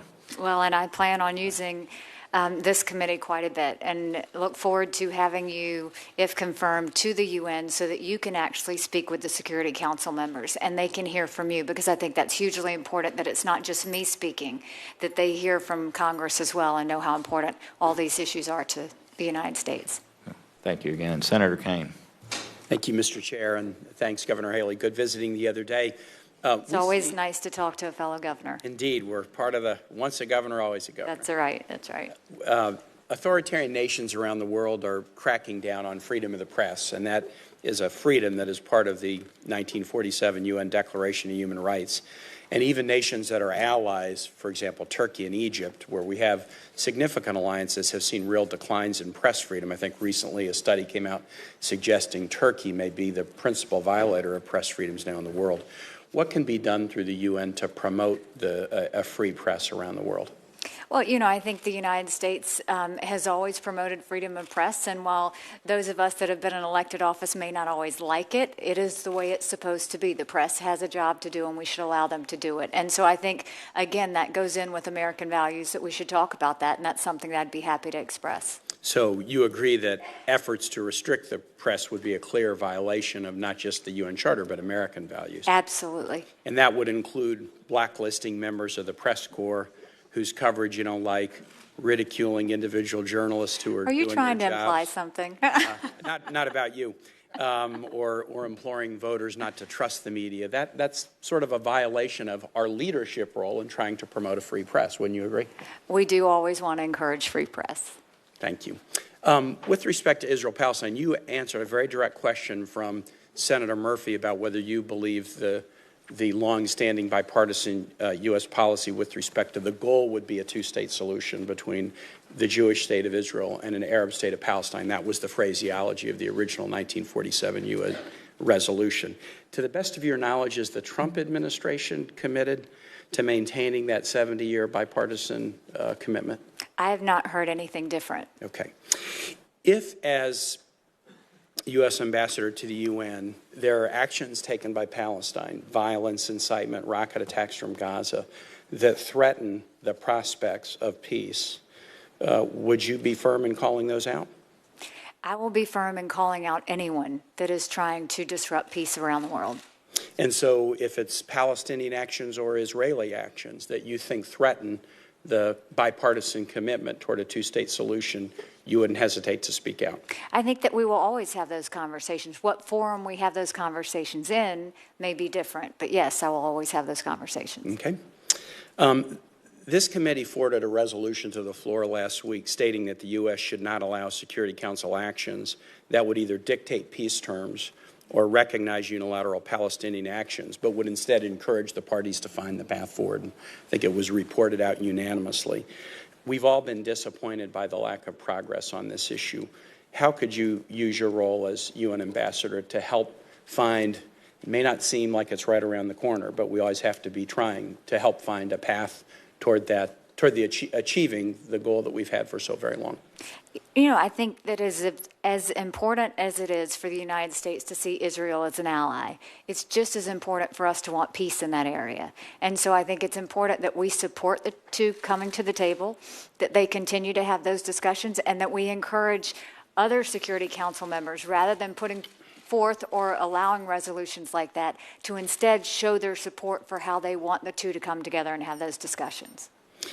Senator Young asked you a question about, you were having a discussion about Syria and about why there had been insufficient action in Syria, and he pointed out that Russia had over and over again vetoed Security Council resolutions about Syria, and it wasn't really a surprise. It was probably understood that they would veto them, but there's still a value in putting a resolution on the table, even if a Security Council member is going to veto it, just to point out sort of who will stand up for principles and who won't. We've had all this report about Russian effort to influence the American election, and it's not the first time. They did it with respect to Brexit, the Brexit election. There's significant discussion about what they may be doing with respect to the French presidential elections and with elections for the German chancellor as well. Would you be willing to speak out for the integrity of nations' electoral processes and work with colleagues to present a Security Council resolution counter Russia for their activity to try to influence the elections of other nations? Yes, Russia or any other country that tried to commit that act. You indicated that you were an opponent of the Iran deal. Would you support the U.S. unilaterally backing out of the Iran deal at this point? I think what would be more beneficial at this point is that we look at all the details of the Iran deal. We see if they are actually in compliance. If we find that there are violations, then we act on those violations. And I think that and watching that very closely is important. What we did was we gave the state sponsor of terrorism a pass that even after 10 years, they will not be held to any sort of prohibitions on building nuclear weapons. And we gave them billions of dollars to do it. So I believe that if that has passed and if that is where it is, we need to hold them accountable and watch them as we go forward. I would encourage you to read the agreement, because what you just stated about the agreement is quite inaccurate. There are many, many restrictions in the agreement after 10 years, specific restrictions in perpetuity. The first paragraph of the agreement says that Iran, pursuant to the agreement, will never seek to develop, acquire, or otherwise construct a nuclear weapon. So the notion that there's no restrictions after 10 years, I don't know where you got that from. The notion that we gave them money, we didn't give them anything. There was money that was Iran's that had been frozen. We released access so that they could get money that was theirs in exchange for their agreement to restrict their nuclear weapons program and guarantee in perpetuity not only to not have nuclear weapons, but allow inspections by the International Atomic Energy Agency that accurately reported to this body that Iraq didn't have a nuclear weapons program, and we disbelieved them and started a war and found out that they were right. So I would encourage you to read the agreement, because if you think those things, I can see why you were against it, and I can see why you might want to back out of it. But actually, that is a completely inaccurate reflection of the agreement. I would also encourage you to speak to intelligence and military officials in Israel, many of whom now say that they think the agreement is working with respect to the nuclear aspect of Iran's activity. There's other activity that's very troubling that we obviously need to be very aggressive in countering. That's all I have. Thanks, Mr. Chair. Thank you, Senator. And I would just say that while, yes, I will look into that, what we all need to remember is a nuclear Iran is very dangerous for the entire world. And it is important that we look at all the details of the agreement, which I will do, and make sure that they are actually following through on the promises that were made. I appreciate that. And I think your emphasis was on radically or strongly enforcing the agreement as it sits and beginning correct. in that place. Senator Paul. Excuse me, Senator Rich. I'm sorry. Thank you. Governor Haley, thank you so much for agreeing to take this on. My good friend, Senator Kaine, I agree with sometimes and sometimes I don't. His description of the wonderfulness of this Iran agreement, in my judgment, is 180 from what the facts are in real life. One of the primary objections that a lot of us had to the Iran agreement was something that you alluded to, and that is the fact that although a lot of us, both publicly and privately, urged the administration to take Iran by the throat, and if you're going to make them change their behavior, make them change their behavior. You can't take a bad kid in the classroom and say, look, you've been throwing spitballs, you got to stop that. And the kid says, well, okay, I'll do it. And they say, and not only that, you're also throwing erasers around, what have you. And they say, well, the kid says, well, I'm not going to do that, but I will stop throwing the spitballs. You can't do that. These people needed to change their behavior, and they have not changed their behavior. And your characterization of us giving billions of dollars to them that they're going to be able to use to go out and finance terrorism is absolutely accurate. And my friends on the other side had their eyes absolutely closed on that as we went forward, and they were financing, they were the world's largest sponsor of terrorism when they were broke. What do you think is going to happen after we've given them billions of dollars? This is going to be awful. So with all due respect to my friends on the other side, and particularly Senator Kaine, who I admire, they're just dead wrong on that issue. Having said that, as far as the Iran deal is concerned, we've got sanctions in place that deal with other things than just the nuclear agreement. And I know a lot of people are just ignoring that, including Iran itself. It's complaining, oh, they're not green, or they're not doing what they're supposed to do on the sanctions, but they forget they're still sponsoring terrorism. The fact that they launched a missile in absolute contravention of a UN resolution that prohibited that within days after it was signed shows you how they feel about all this. So, in any event, don't back down from where you are on that. I have keep no their feet intention. to the fire. Thank you. Glad to hear your comments about the reputation and confidence of the UN in America. You know, people on the East Coast don't have an understanding that there is that lack of confidence. There is a lot of disagreement as far as the UN is concerned. There are places in America where units of government have passed resolutions that declare their area a UN-free zone. That's how strongly they feel about the lack of confidence in the UN. I want to focus for a minute on something I think that's incredibly important. Senator Rubio talked about it with you, and I want to underscore that. And that is this business of thinking that somehow the second branch of government can bind America. Probably the poster child for that is the Paris Agreement. I keep, you know, my good friends on the other side and the media and everybody keeps saying, well, it's in violation of the Paris Agreement. There is no American bound by one word of the Paris Agreement simply because the president signed it. And particularly when you talk to the foreign media, their eyes just go round and round. They say, well, the president signed it. They don't understand that we have three branches of government, and the head of the second branch of government is just that.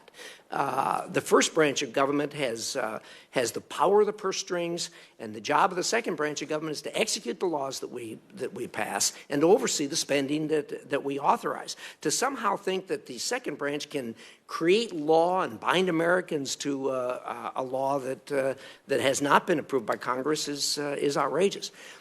The provision in the Constitution that says that all treaties, before they can become effective, have got to be approved by this body is incredibly important. And I hope and I know that you'll take that with you when you go to the UN and underscore that whenever the second branch starts talking about going off on their own.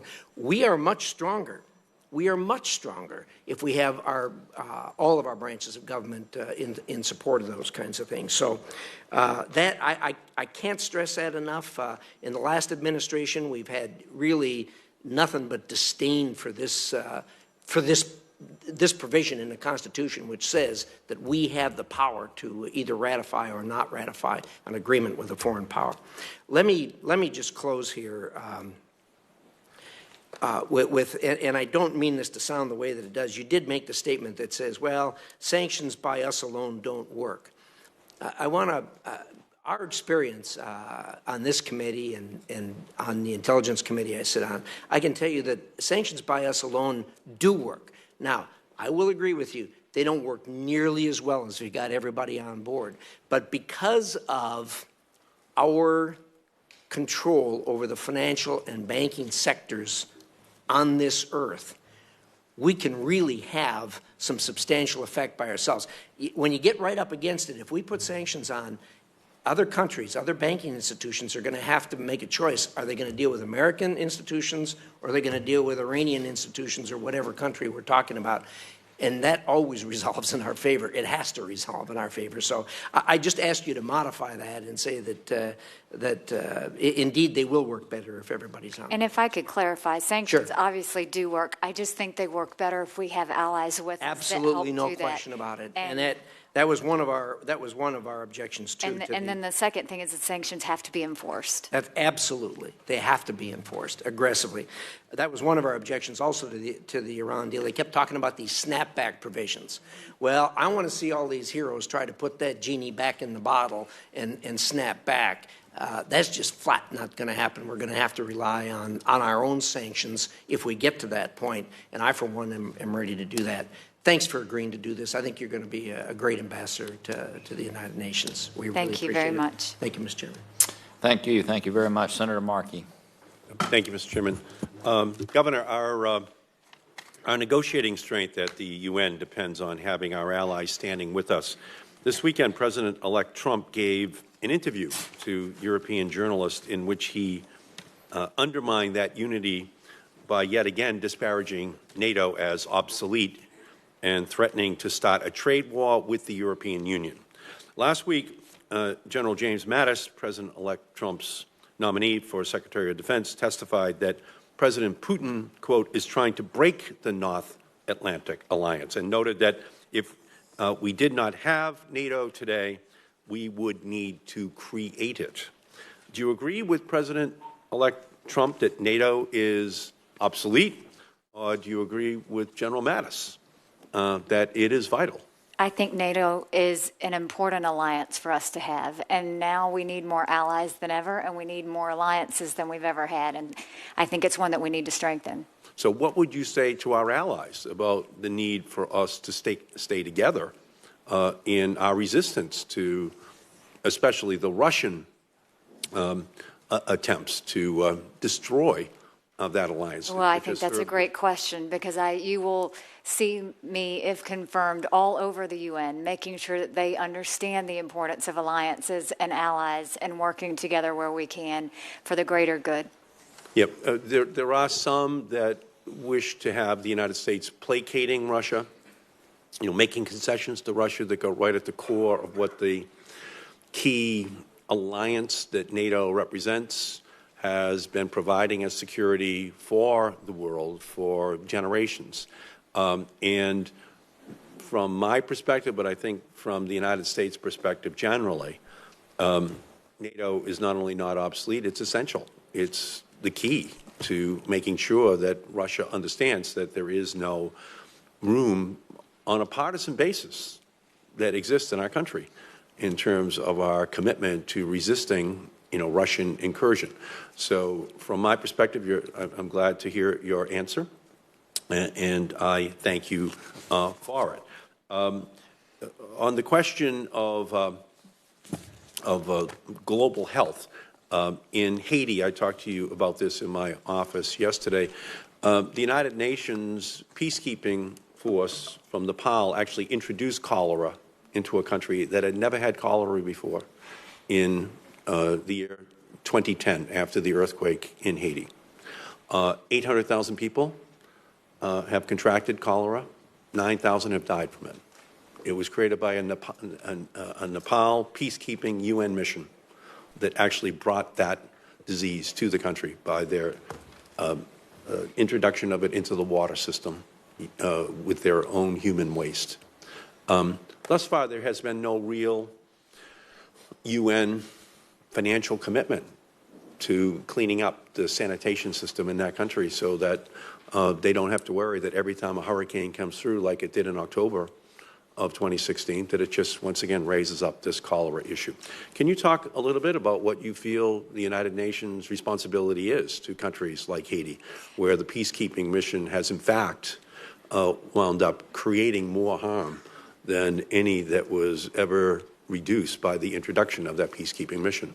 Yes, sir, Senator. Thank you for that question. I will tell you what happened in Haiti is just nothing short of devastating. And it is the reason why I think every peacekeeping mission needs to be looked at thoroughly to make sure that things are moving in the right direction. But it's also why I think it's so important that the contributing countries take responsibility and take actions against those violators that are doing anything to harm the people that they're supposed to be protecting.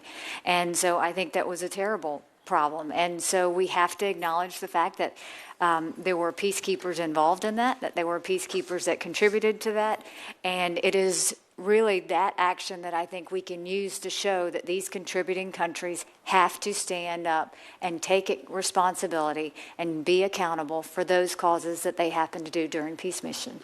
And you would argue for increased financial commitment from the countries around the world so that that funding could go into Haiti in order to help with their sanitation system? Those violating countries need to be held accountable, and they need to have that responsibility of resolving that problem. The problem is that Nepal does not have the financial capacity to remediate the problem, but they actually created the problem in the name of all the countries in the world that are part of the United Nations. So it would be necessary to ensure that all of the other countries that used the Nepalese military as their agent to then be held accountable as well financially. Right, and there's two things, and I don't know if you were in the room when I said it. I think that, one, it's very important that we get other countries to contribute to our peacekeeping missions because they have to have skin in the game, because when these things happen, they will help the United States be more accountable, hold these peacekeepers more accountable, hold these contributing countries more accountable, and we should decide, should we use their peacekeepers again? Because I think that's another conversation that needs to be had. We're going to have to make this right with Haiti, without question, and the UN is going to have to take responsibility, and I hope that we can have peacekeeping reform in the process while we do that. Yeah, thank you. 85% of the Security Council's peacekeeping personnel actually serve in Africa. Yes. And the UN is deeply involved in ending conflict there. But much of the conflict is caused by poverty. It's caused by disease. President Bush initiated a program, PEPFAR, to deal with the HIV/AIDS epidemic in Africa. Mr.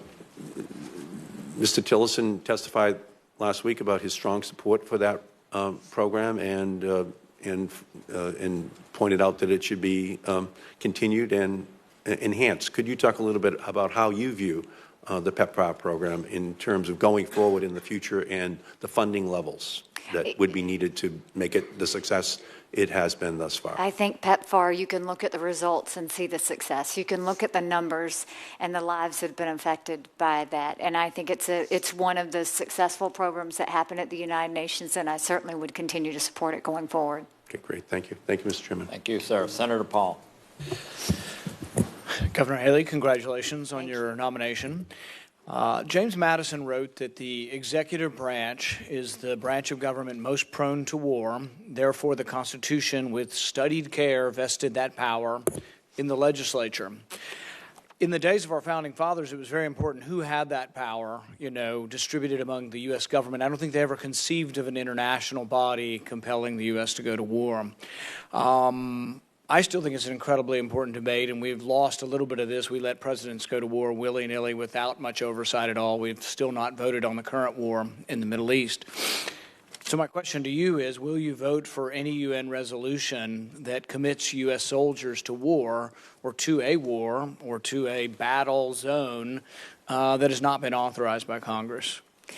Well, and thank you, Senator, for that question, because I think it's an important one. First of all, I think that as we go forward with all the threats that we have in the world, understand that you're talking to a military wife and a military sister, where both of them have been in combat. And I think that we have to really be careful if we're going to decide to go to war.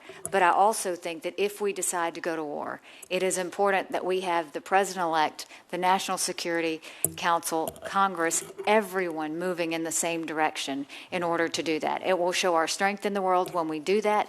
It will also give confidence to those military families that everyone is in agreement that we're doing the right thing. And so I think it's in the best interest of us, regardless of partisanship or anything else, to make sure that we all stand in agreement if we decide to show military influence. I agree with the sentiment. I'm not sure if we got to the specifics of would you vote for a resolution to send our soldiers, a UN resolution, to a war that hadn't been authorized by the U.S.?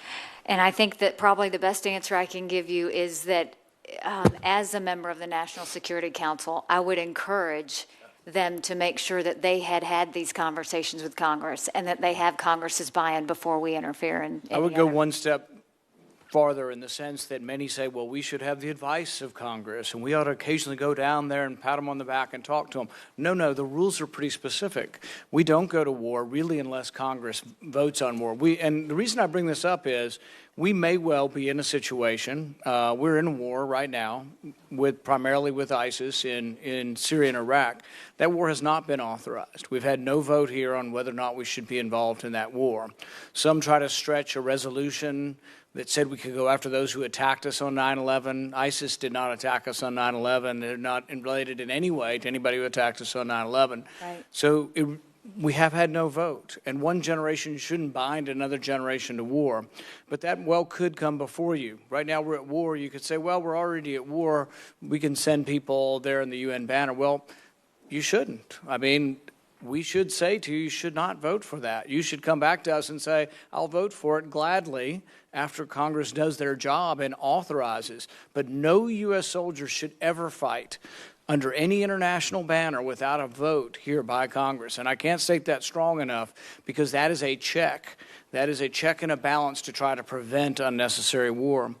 There's a bill floating around to try to withhold UN dues until the vote on the UN on Israel settlements is reversed. Without asking you specifically on that, what do you think of the concept of withholding UN dues based on UN behavior? Well, Senator, I don't believe in the slash and burn approach. You know, as a governor, you could never do that. That's not effective. I know many legislators will put bills out of frustration, and I absolutely understand the frustration over Resolution 2334, but I think it's important that we are strategic in the way that we hold dues. So yes, I do see a place where you can hold dues. I do think it needs to be strategic in nature. I would want to use Congress as my heavy and leverage in terms of doing that so that I could get members of the council to do the things that we needed to do. But yes, I do think there are times where you can withhold dues. I don't think you should slash and cut across the board because I don't think that will accomplish the goal. And finally, the general concept of U.S. sovereignty is important to many of us. You've heard from some of the other members about, you know, whether a UN resolution instructs us legally.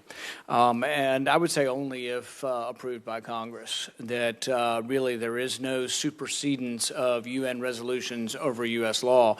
And I think that's important because we can go to war through the UN, but we can do a lot of things through the UN that really need to be approved by Congress. Not as a consultation, not as, hey, here's what we're doing, guys. No, it's coming to us and asking permission because we are directly responsible to the people as well. And it is a check and balance.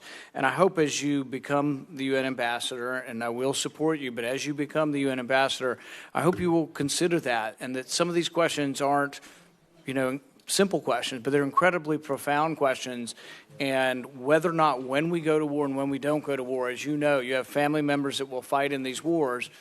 You know, war's the last resort, so we don't make it easy. None of the founding fathers didn't want to make it easy to go to war. They wanted to make it difficult. And then we go through consensus. But we don't go through consensus if the UN takes us to war.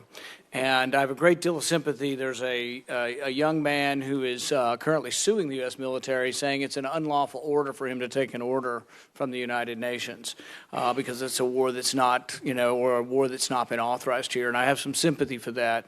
So I hope you'll continue to ponder that and how important it is that we maintain the checks and balances of how we go to war. And I strongly believe of the importance of should I be confirmed, the UN always working with Congress and Congress always having that sort of element to be able to make those decisions as we go forward. Thank you. Thank you for those sentiments. Senator Merkley. Thank you very much, Mr. Chairman, and thank you, Governor, for appearing today. It's a pleasure to hear you talk about these challenging issues in the world and what is ahead of us. I wanted to start out with a topic that we conversed about some in my office, and that's the challenge of North Korea, its nuclear weapon development program, and its missile program, ballistic missile program. And specifically, what do you think that we should do more in regard to heading off the continued development of the missiles and the weapons? I actually think we need to have a lot of conversations with a lot of other countries, and that comes from the fact that North Korea is trying to exercise their muscle right now, and they're trying to show their strength. And I think that while we have seen China start to pull away, we need to talk to China and let them know of the threat. We need to talk to other countries within the area and let them know of how strong of a threat this is. And we need to try and create a united front in approaching North Korea, because North Korea will feel it if China puts the pressure on them. And I think that's very, very important, because it is getting to a very dangerous situation. So, Governor, last year in January, there was a fourth nuclear weapon test by North Korea, and then in February, a major ballistic missile test. And within less than a month of that, the United States was able to get China to agree to increased sanctions on North Korea that included mandatory inspection of all cargo going to and from North Korea, and a requirement to terminate all banking relationships, and it lays out a whole. And that came out exactly the type of pressure you're talking about. But that resolution 2270, do you think that was a step forward in terms of that U.S., China, and the world saying to North Korea, you've got to stop? Absolutely, if followed. And that's the thing, is they're not following that. And so actions need to happen from there. So, and then there was another nuclear test followed that in September, the fifth nuclear test. And the U.S. again went to work to really try to get the international community and China to push on North Korea. And what they did was put a hard-binding cap on North Korea's coal exports. This was considered to be the single most vulnerable point of pressure, because it's their largest source of external revenue. And China did sign up, and America signed up, and we've got this mandatory inspections in place. And is that, too, a step forward in terms of pressuring North Korea? Absolutely. But as you pointed out, we've done this, and then North Korea goes ahead anyway. And so in terms of the conversation, China has said it's on board. It's agreed to this cut all the banking relationships, inspect every piece of cargo, cut their ability to generate revenue. Should we specifically draw any sort of red line over the missile tests or the nuclear weapon tests, and if so, what would that be? Well, obviously that's a conversation I need to have with the National Security Council as well as with the President-elect. But I do think this warrants very strong conversations with China to say that this is a slap in the face to China. This is a slap in the face to every country that told North Korea they were not to proceed. And the fact that they are doing it anyway should be offensive to all countries that involved in sanctions. And so I think that we do need to see, where do we go forward? Well, I'll be very interested in hearing more of your thoughts after you're at the UN. Because we've been using the UN really aggressively on this particular topic. And even as I went back after our conversation, I was surprised at the amount that had been done that I wasn't aware of when we talked in my office. Turning to China, China has dramatically increased its engagement in the UN. In 2003, they didn't really have any UN peacekeeping troops, and then they increased it to 2,000, more recently 3,000. Now they've made a pledge to contribute 8,000 troops. And it's not clear to me if that's 8,000 on top of the 3,000 or 8,000 total. But they are now the third overall contributor to the UN. They are the second overall contributor to fund peacekeepers. And they are the first overall contributor to peacekeepers among the permanent 5 members of the Security Council. So they have vastly, they've really moved in there. And one of the concerns, and it's related to several questions that were asked about whether the U.S. essentially holds its monetary support of the UN hostage, one of the concerns has been that China would love for us to do that, because then they go from being almost at the top of the heap to being at the top of the heap in terms of their influence on the organizations. Do you share the concern about China's kind of growing expansion of its power inside the UN? I think that you have to look at, and this is a lot of what we discussed yesterday, you have to look at the fact that China is very different from Russia. Russia is trying to show their military strength.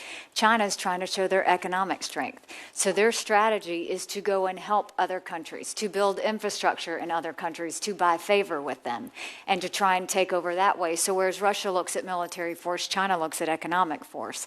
And we need to realize that. And it's a lesson to the United States that we need to strategically understand that the funding needs to be used as a force the same way China does. And I absolutely agree that we have to keep an eye on China and the funding and the way they're engaging in these other countries, because they are trying to add to their allies list, and we need to be conscious of that. Well, this is part of an enduring discussion about tactics in the United States, to the degree we have an outside game and pressure the UN by saying, you did wrong, and we're going to hold you hostage on different programs, or we have an inside game of diplomacy, communication, relationship building, the type of inside game, actually, that led to those two major resolutions in regard to North Korea.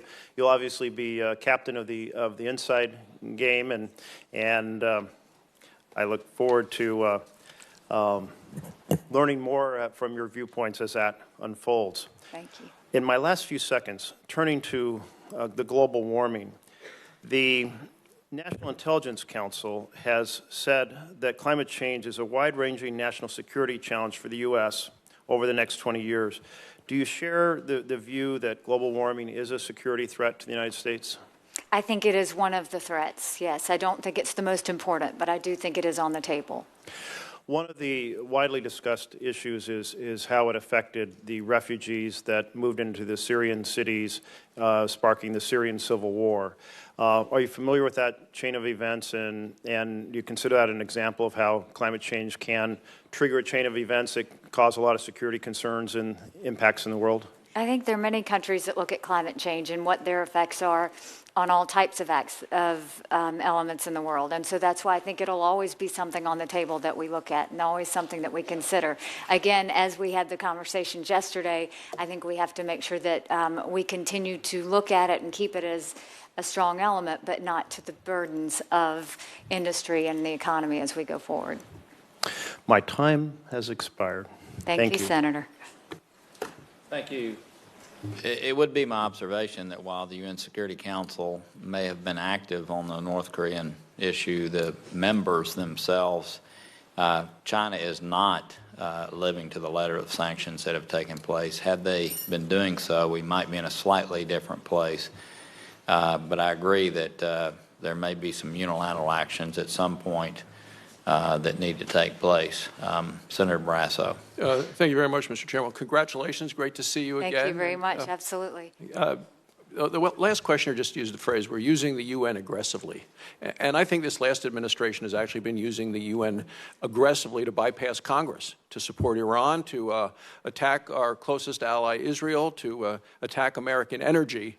So the question to you is, as our nation's top representative at the United Nations, I think you have to be committed to standing up for American ideals, American values, our standards. So can you talk a little bit about that, about your commitment to challenging the actions of the United Nations that run counter to our values, our interests, our ideals? You know, I think that that's a very good question, because the United Nations, I think, has overstepped. And when you look at Resolution 2334, there is no better example of how they've overstepped. And I think that there is a role for the United Nations. And I think that is in negotiating deals, in telling what our story is, in talking about America's values and ideals and freedoms, and what makes us the best country in the world. And we need to continue to use the UN Forum to show what we are for, what we are against, and what we won't tolerate. But having said that, I think that the UN is not a place to insert into what other countries do, and is not a place to actually take action without Congress having a strong support of it, or without the President-elect and the National Security Council. Because we are the largest financial contributor to the United Nations. When you take a look at our nation, our contribution is more to the UN budget than all of the other permanent members of the UN Security Council combined. Yes. And we have an incredible debt in this country that I continue to hear about. So why are we spending money at the United Nations with this kind of debt? So can you talk a little bit about your commitment to safeguarding U.S. taxpayer dollars at the UN, and the kind of transparency that we really need to with regard to those funds? Well, thank you, Senator. And in South Carolina, that was something that was very important to me because I think transparency breeds accountability, and that needs to happen. We do pay 22% of the general fund. We are close to 29% on the peacekeeping fund, which is actually not what the law requires. We're supposed to be at 25%. And I think that when you look at that, every organization in government can always be improved and can always be efficient. And the way you get to that is through transparency. And we need to start showing how the money in peacekeeping is being spent. We need to start showing the programs that are happening in the United Nations and how that's being handled. I think that there was good progress made in that they had Inspector General oversight come in, but I think that's not independent. And it's as long as it's not independent, we're not getting the true facts there. So that's something that I'll also try and do is try and make that oversight council more independent so that no countries can weigh in on that, so we can actually get to the heart of how we can fix the UN and make it more effective. Can I just stay on the issue of the UN peacekeepers for a second? Because there have been horrendous reports of sexual exploitation and abuses being committed by the peacekeepers. It's unacceptable, it's outrageous that the United Nations peacekeepers are inflicting terrible atrocities on the people they're supposed to be protecting. As the largest contributor of money, all of the things. Can you talk a little bit about working to ensure that the United Nations holds these peacekeepers accountable in ways from the sort of things that we've been seeing with sexual exploitation and abuse? Yes, Senator, and I spoke about this earlier. I think it is devastating when you have a child or you have a mother who see peacekeepers and are afraid, and that is something that can never happen. And I think that we absolutely have to strengthen the whistleblower protections because it is not working. People are too scared to speak up when they see something wrong. I think that we have to really make sure that we are holding our contributing countries accountable, because when their troops violate, we can't just let them give them a pass. They have to actually be dealt with accordingly. And then in some cases, we have to look at whether that country should be providing peacekeepers at all, because a lot of times they're doing it just to make money, and it's not about whether they're protecting people. And when someone goes in from the UN and when they present themselves, people should feel safe and people should feel protected. They should not be scared, and they should not be leery of what's happening. And we can't say that right now. And so especially in the peacekeeping missions in Africa. So I do think very, very important that we start to really hold these countries accountable and let them know. And that is why I think them putting more money towards peacekeeping will have skin in the game. And when they have skin in the game, they'll care more about how their money's spent. And so I think that's true for the general fund as well as the peacekeeping fund. And I want to get back to Resolution 2334, and I think that's just part of an ongoing strategy to undermine our friends in Israel. In 2011, UNESCO voted to admit Palestine as a member state in the organization, right. And it triggered a law that we have in the United States cutting off contributions to UNESCO. Could you talk a little bit about the United States in terms of opposing Palestinian efforts to obtain full membership at any UN agency or organization? Absolutely, because we don't recognize the Palestinian Authority as a state. And I think that we will not, whether it's funding UNESCO and the fact that we stopped that, I think that was a good move to do that. Or whether it's something where they're trying to insert themselves to be a member, which they tried to do. And I think that now we have to make sure that we continue to hold that ground on that front. And I think that there are more and more attempts to try and do that. So far they have failed, but we have to make sure that we do that, because I do think they're still getting in through resolutions and issues that are happening. And that's all the more reason why we have to stand strong. Well, I appreciate your attention to that. Thank you very much, Governor. Thank you Thank very you, Mr. much. Chairman. Thank you. Just to understand the state of play, I had not planned to have a second round, but there was an email exchange with one of our staff members that indicated that was a possibility, and I think the minority has understood that to be that there will be, because I do want to conduct always our business with an air of trust. We will have, for some few members who wish to have a second round, a 5-minute round. I don't know of anything that is controversial that's occurred. I would just ask members to respect the fact that it wasn't something that I intended, but if you really have something that you want to ask in order to maintain trust, we'll have a second round for for those few members who may have questions. I would ask their nominee, who's been here now for 3 hours, would you like to take a 10-minute break? No, sir, I'm ready to continue. Okay, well, Senator Coons will finish his first round of questioning, and if other members do in fact have questions, I would remind folks that we are going to have QFRs, and those will be due as of the close of business, tomorrow. But with that, we'll continue on and plow through this. Senator Coons. Thank you, Chairman Corker. Welcome, Governor Haley. I enjoyed our conversation yesterday, and I was encouraged to hear in your opening statement that you think U.S. leadership is essential in the world, and that you look forward to being a strong voice for both American principles and American interests at the UN. And I recognize that, as you said, international diplomacy is a new area for you. We talked about the transition from county executive to senator, from governor to potentially UN ambassador. Let's talk about the UN Security Council and some of the challenges we face there and some of the interests that other countries bring to play there.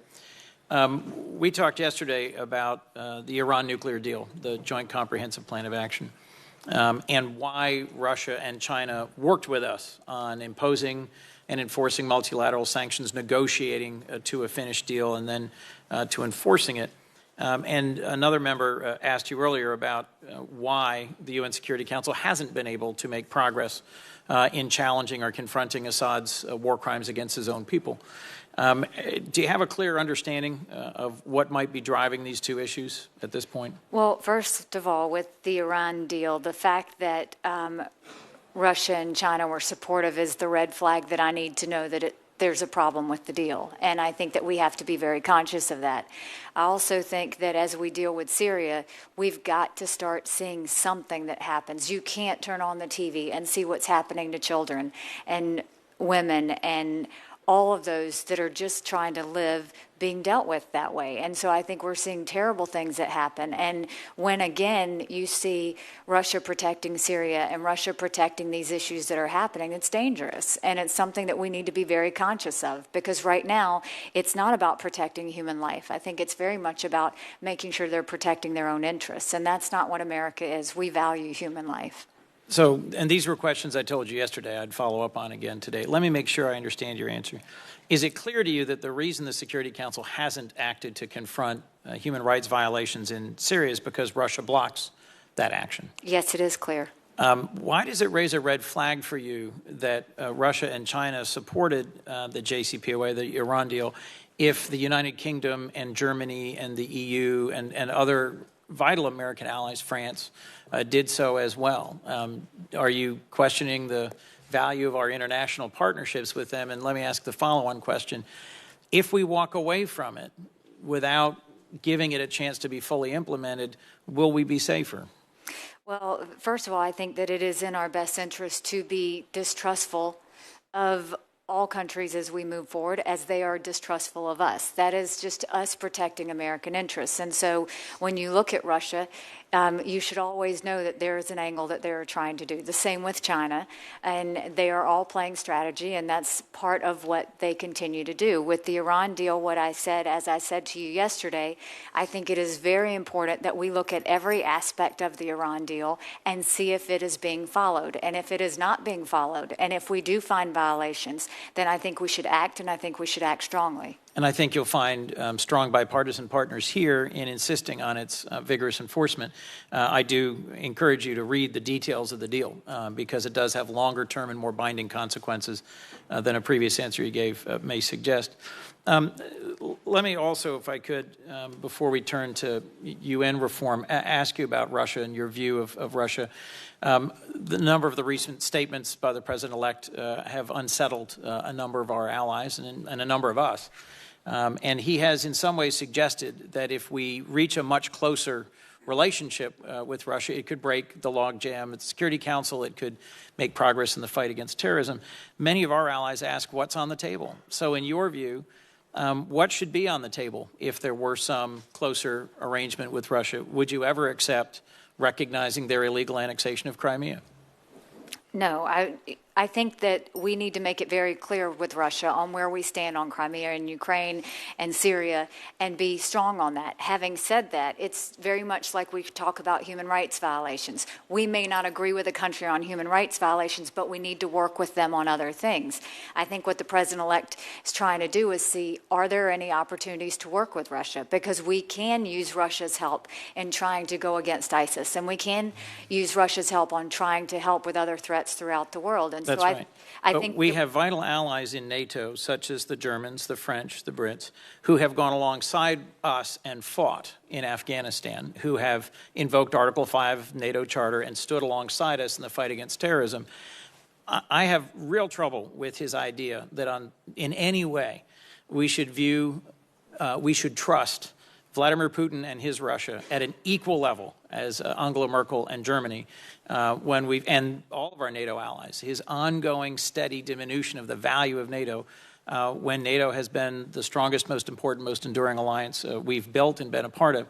Ambassador Power gave a very pointed farewell speech yesterday where she laid out the case that Russia is the single greatest threat to the world order today, to the world order that we've built, the so-called liberal, rules-based world order that the UN is one of the highest examples of. Did you read or follow that speech?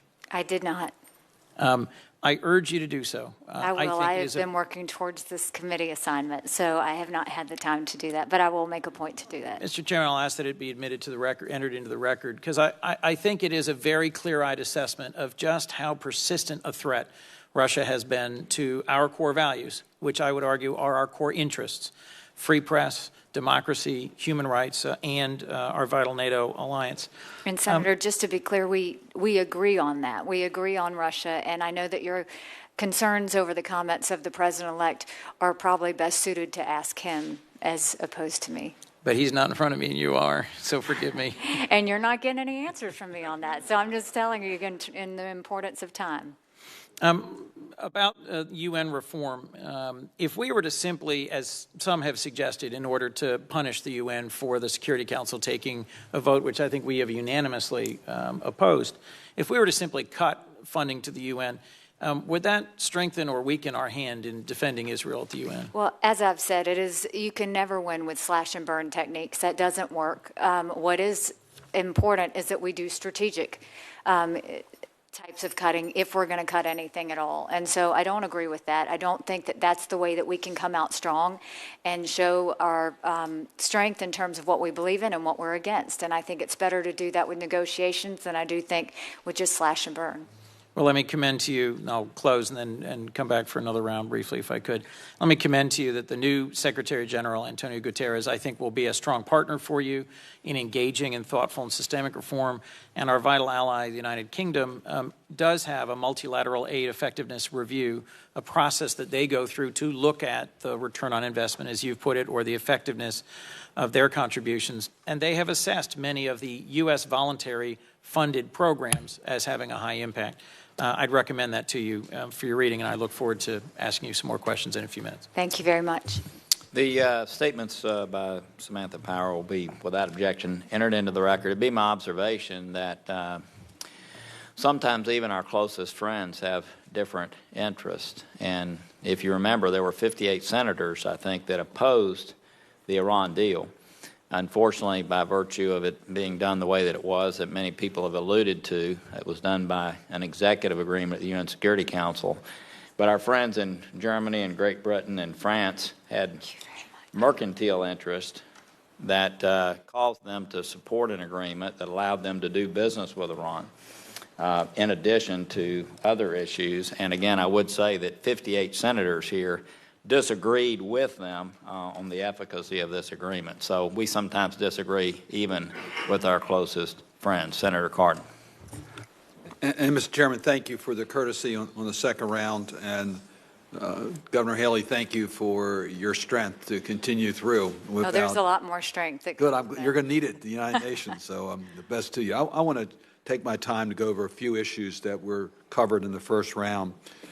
You've mentioned frequently that we want other countries to have skin in the game as it relates to peacekeepers and the importance of the peacekeeping missions. I just really want to point out that in 2016 alone, 79 UN peacekeepers lost their life in service to humanity. So countries have skin in the game. We have used mostly resources, money, and there is the ability to pay issue among different states. I don't disagree, and I've included in my opening comments my concern about the sexual exploitation and abuse that cannot be tolerated. And we do need more countries participating.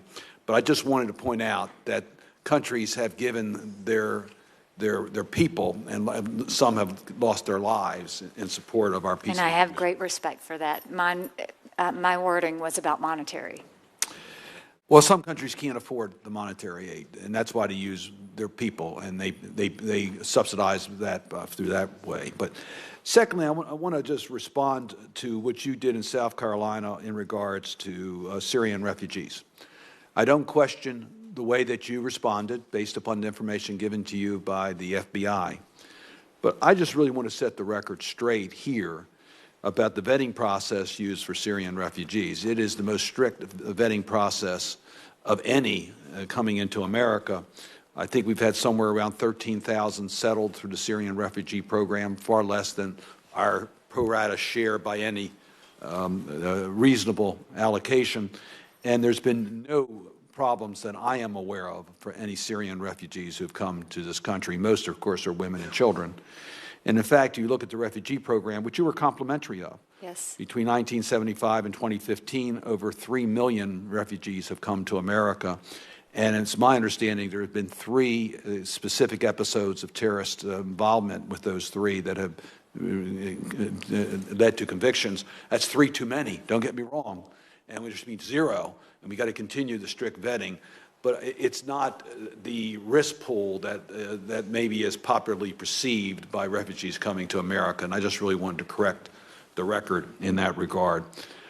I want to underscore 1 or 2 points. One, dealing with war crimes. You've acknowledged that what has happened in Syria is elevated to war crimes. Not only has it been what we saw in Aleppo, which was absolutely outrageous, but the use of chemical weapons, which has also been confirmed, which in and of itself would be war crimes.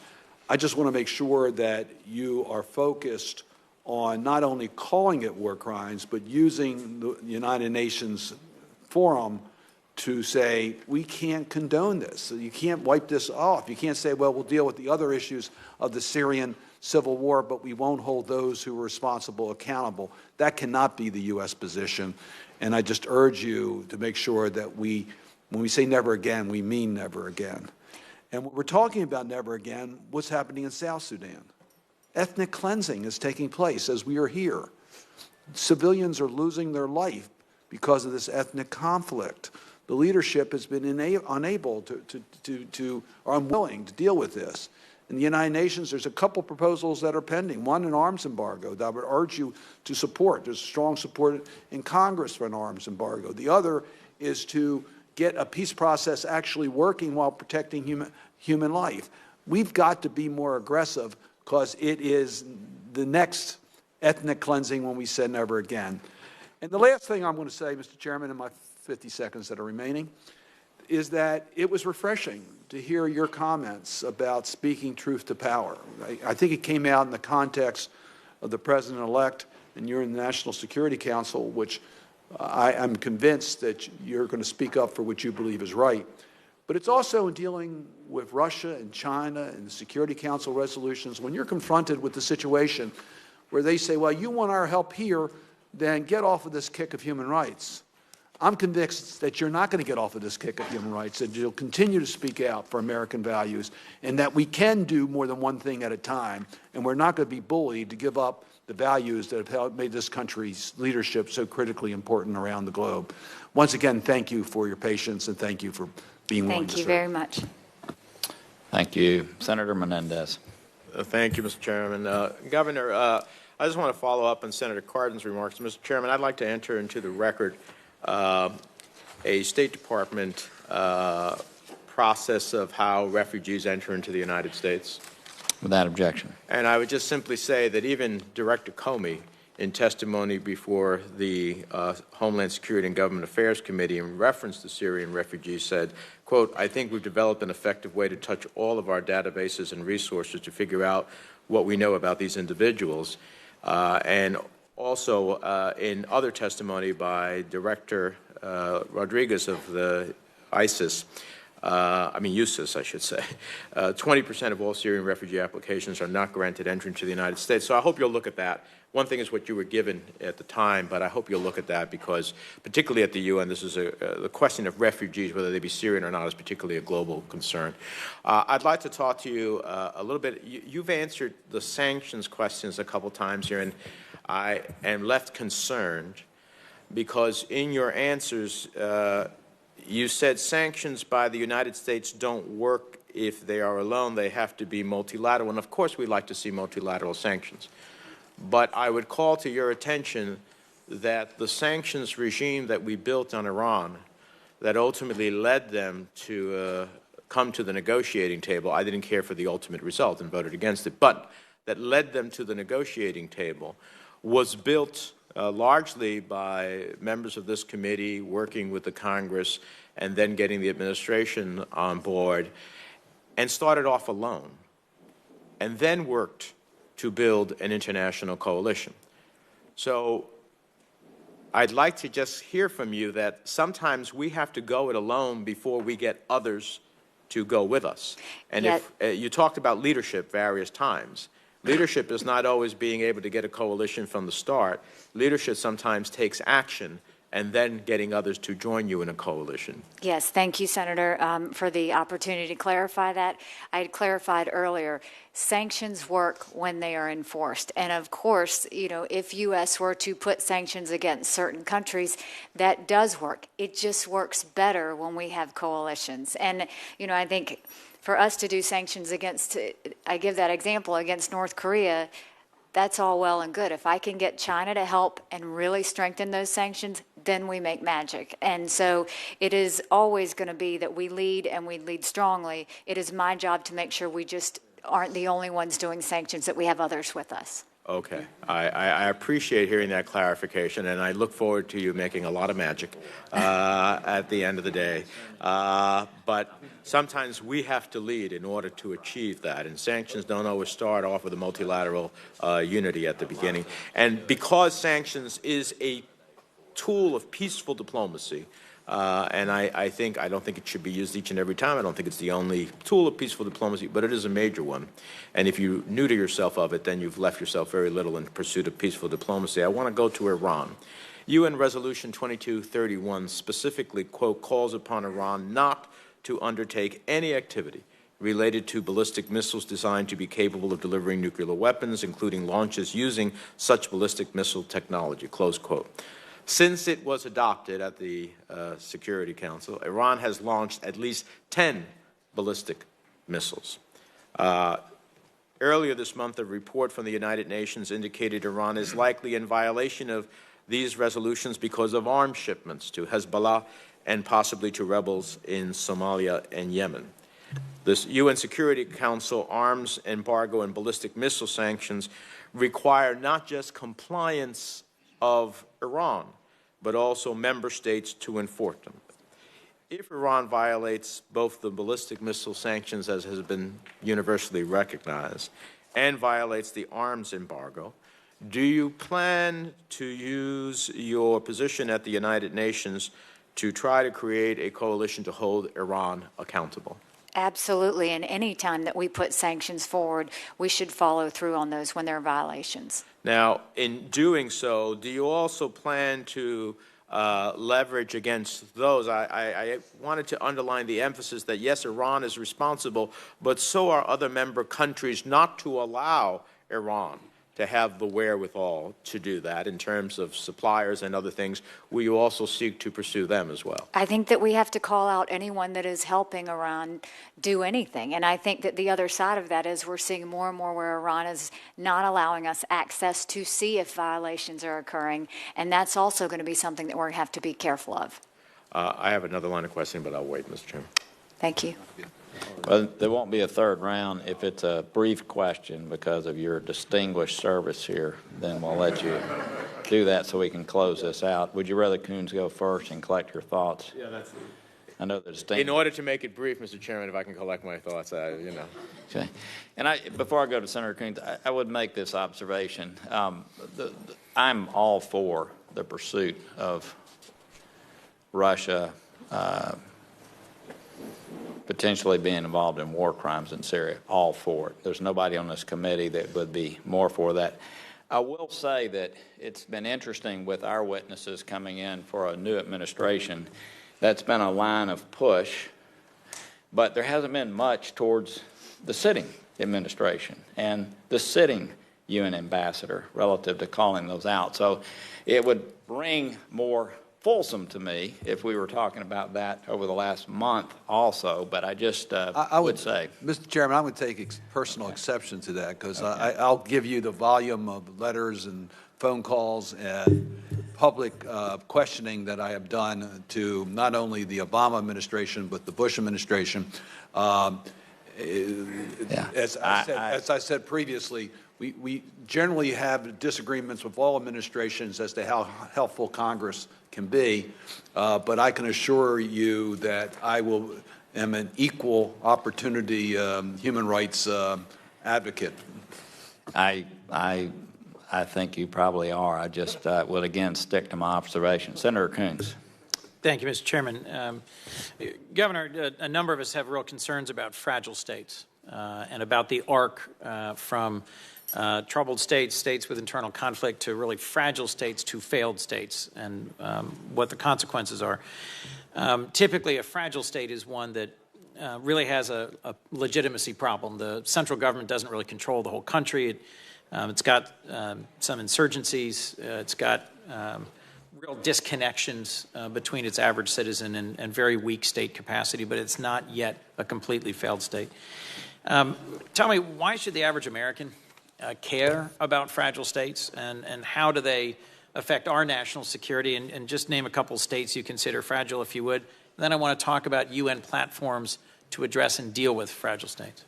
Well, Americans should always be concerned about fragile states, and it's because usually when states are fragile, they start to erupt in things that can cause threats down the road. And I think if you look at South Sudan, that's a perfect example that while we have tried to bring peace to that area, you've now got a government that is not wanting that. We're starting to see other issues that are starting to happen in that area. And so it's important for us to work towards peace everywhere. And I think it's important for us to get in front of the situation. We can see before it gets fragile. We can see conflict before it happens. And it's important that I think the UN not acknowledge it once it's too late, that we start to acknowledge it as we see it's happening, because I think we can get more effectiveness done that way than otherwise. Sort of the archetypal fragile state in this era has been Afghanistan, which was a refuge for a terrorist organization, Al-Qaeda, that attacked us, largely because it really wasn't a coherent or effective state. I'd argue that the UN offers some of the strongest tools we have to address fragile states without deploying American troops. And whether it's UNICEF, which does great work in terms of dealing with human suffering, or it's UNHCR, which deals with refugees, or it's UN peacekeeping. Talk to me about how you would imagine advocating for the UN being a more effective platform for addressing fragile states in the interest of our security and values. I think it's important that we look for results. You know, it should not just be that we have a conversation about how a state is becoming more fragile. It's actually looking at results. And anytime we're dealing with any situation that could start to pose a threat, we need to decide what we want to do as a plan and where we want to go and what we will consider success. And I think there need to be measurables along the way to make sure that we're complying with that. And I think that those conversations need to be more detailed in nature as opposed to more high-reaching, saying that it is fragile or it may cause problems or it may be an issue. I think we need to get more involved. Let me ask you a closing question, if I might, that Mr. Tillerson and I went back and forth on, and several others did as well. Some view our values, and I will just give 3 examples, things that we fight for in the world that, frankly, the Chinese and the Russians don't. Press freedom and transparency, human rights and democracy. I see those as essential to our interests, not distinct from our interests. In one exchange, Mr. Tillerson suggested that at times, our national security interests have to take a front seat, and we maybe have to, with some of our allies and partners, have our advocacy for our values take a back seat. And I'd argue there are other settings where it is our failure to consistently advocate for democracy and human rights and good governance that leads to failed states in some cases. What's your view about the value of continuously advocating for democracy and human rights and a free press? Is it in conflict with our interests, or does it complement our interests? I think we always talk about the values of America. I think we always talk about why we're the greatest country in the world, and I think that we always express why we want to share those values with the rest of the world. When it comes to other issues, and I understand we can have more pressing issues that we want to negotiate, I don't think we have to compromise our values to do that. I think these are conversations that can take place at the same time. I think it's very important that countries around the world know what we value, but they also know where we stand. And I think that we can have negotiations, conversations on issues that are at hand without ever compromising us talking about our values. I think both can be done at the same time. I think we'll have a productive conversation about how we keep those in the right balance going forward and how we invest appropriately in advancing democracy and governance and human rights and a free press at the same time that we advance our commercial or security or other interests as well. Thank you, Governor. Thank you very much. Thank you. And Senator Menendez for a succinct question. Mr. Chairman, because the questions are too important, I'm not going to synthesize them. I'll submit them for the record. They involve our participation with the UN Commission on Refugees in Central America. They involve where we're headed and what role the governor thinks we can pursue in Venezuela, which is a crisis right here in our own hemisphere.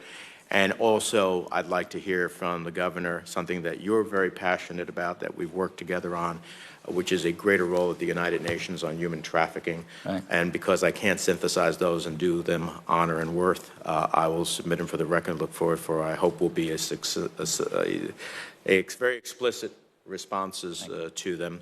I just want to take one more moment to say, I appreciate the chairman's comments earlier, but speaking only for myself, there has been no one who has more consistently challenged this administration as part of his own party on various issues, including the question of actions in Syria and war crimes. So it's not new to some of us. Yeah, and I think that's especially coming from you, I will say, a very accurate statement, and I appreciate the way we've been able to work on the Syrian issue. I know that we all have been very disappointed with the actions that have not been taken, and certainly working together on the Iran resolution, trying to oppose it. So I thank you for that, and I would just, it's an observation. There's a new zeal relative to it for lots of reasons, but I think that all of us certainly need to be pushing back against Russia and the violations and international norms that they have put forth. Certainly what has happened in Aleppo is something that somebody needs to pay a price for. It upsets all of our sensibilities, and I appreciate everyone here on the committee expressing that. Mr. Chairman, I may be a little sensitive on this, but as one of those individuals who's been on a list for a long time, not able to go to Russia because of my leadership on the Magnitsky Law, this isn't just recent. Yeah. Our concern about Russia has been building for a long time, and many of us have been very open about the danger Russia poses to the world order. So I don't think this is something that's new. Yeah. Well, with that, do you have any other statements relative to our nominee? No, but just, again, it's been a pleasure hearing your responses. And as I said the first time we met, thank you for being willing to serve your country. And thank you for the opportunity. I appreciate it. So for the state of play, we are going to leave the record open until the close of business tomorrow. I've just talked to the ranking member, and we plan on having the markup on Mr. Tillerson on Monday afternoon, assuming his questions come in this week and are answered thoroughly. In the event you're able, and it would be quite a feat, I think, I hope that people will keep the questions to questions that really need to be answered. But to the extent you're able to answer the questions by the end of the week also, we would attempt to have your markup at the same time we have Mr. Tillerson. I think that just an observation again, I think people have very much respected your instincts here today, and I think the nuance of some of the foreign policy, having been the governor of South Carolina and all of a sudden coming to New York as at the UN Security Council, there's going to be a lot of nuance that you're going to pick up over time, and certainly knowledge relative to foreign relations issues that you just have not been dealing with. But I think I can tell you as chairman, I feel very good about you going there with the instincts, the drive, the desire for reform that you've expressed here. I think you've impressed everybody in the individual meetings that you've had. I'm certain that you're going to be confirmed overwhelmingly, and thank you for your desire to serve our country at this time in this important capacity. And with that, what's the date for the questions for the record? When is it open till? Close the business tomorrow. And I would respectfully ask that I don't need 1,023 of them. I am hoping that we don't have quite that many. We'll try to keep it under 1,000. Well, you remember how the General Assembly or legislature was in South Carolina. I They do remember generally did that. not listen to you, and I doubt that'll be heated. I didn't to the law. expect you to listen now, but I thought at least I could try. But I do hope that people ask questions that truly need to be answered, and I appreciate your sentiment there. And I look forward to answering them. The meeting is adjourned. Thank you very much.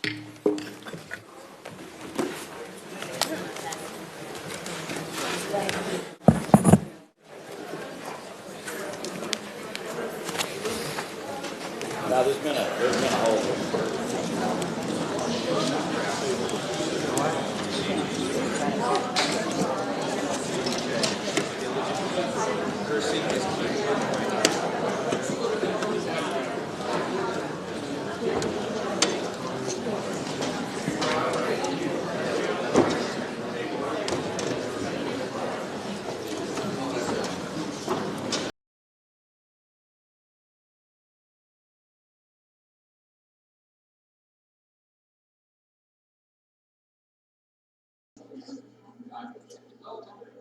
Well, folks, it looks like we're getting a recess here. This is Gorf for Golden State Times. You can stay in the chat room if you like, hang out, and just keep watching. If it continues, we'll continue. You guys just keep hanging out and enjoy the chat room, and we'll talk to you soon.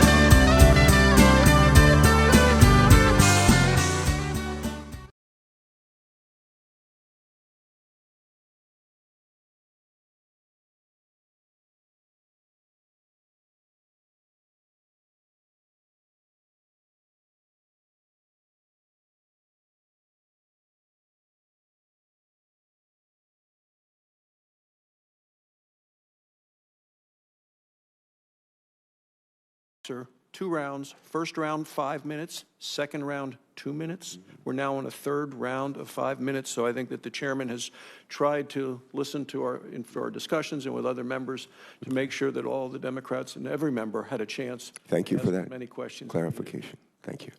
I want to go back to something was said by one of our colleagues with respect to EPA actually visiting states and participating in meetings in those states.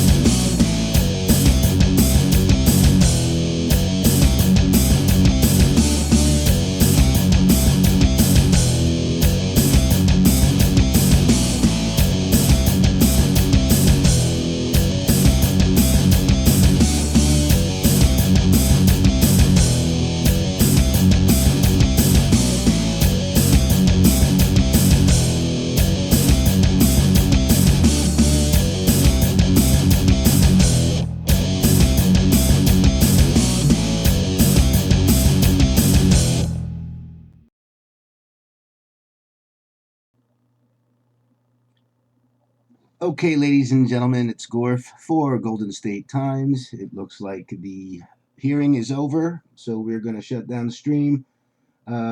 Feel welcome to hang out in the chat. You know, we'll be there, so keep an eye on the channel. Please like and subscribe, share on social media, and we'll see you soon. We'll see you actually on January 20th for the inauguration. So be here or be square. Thank you.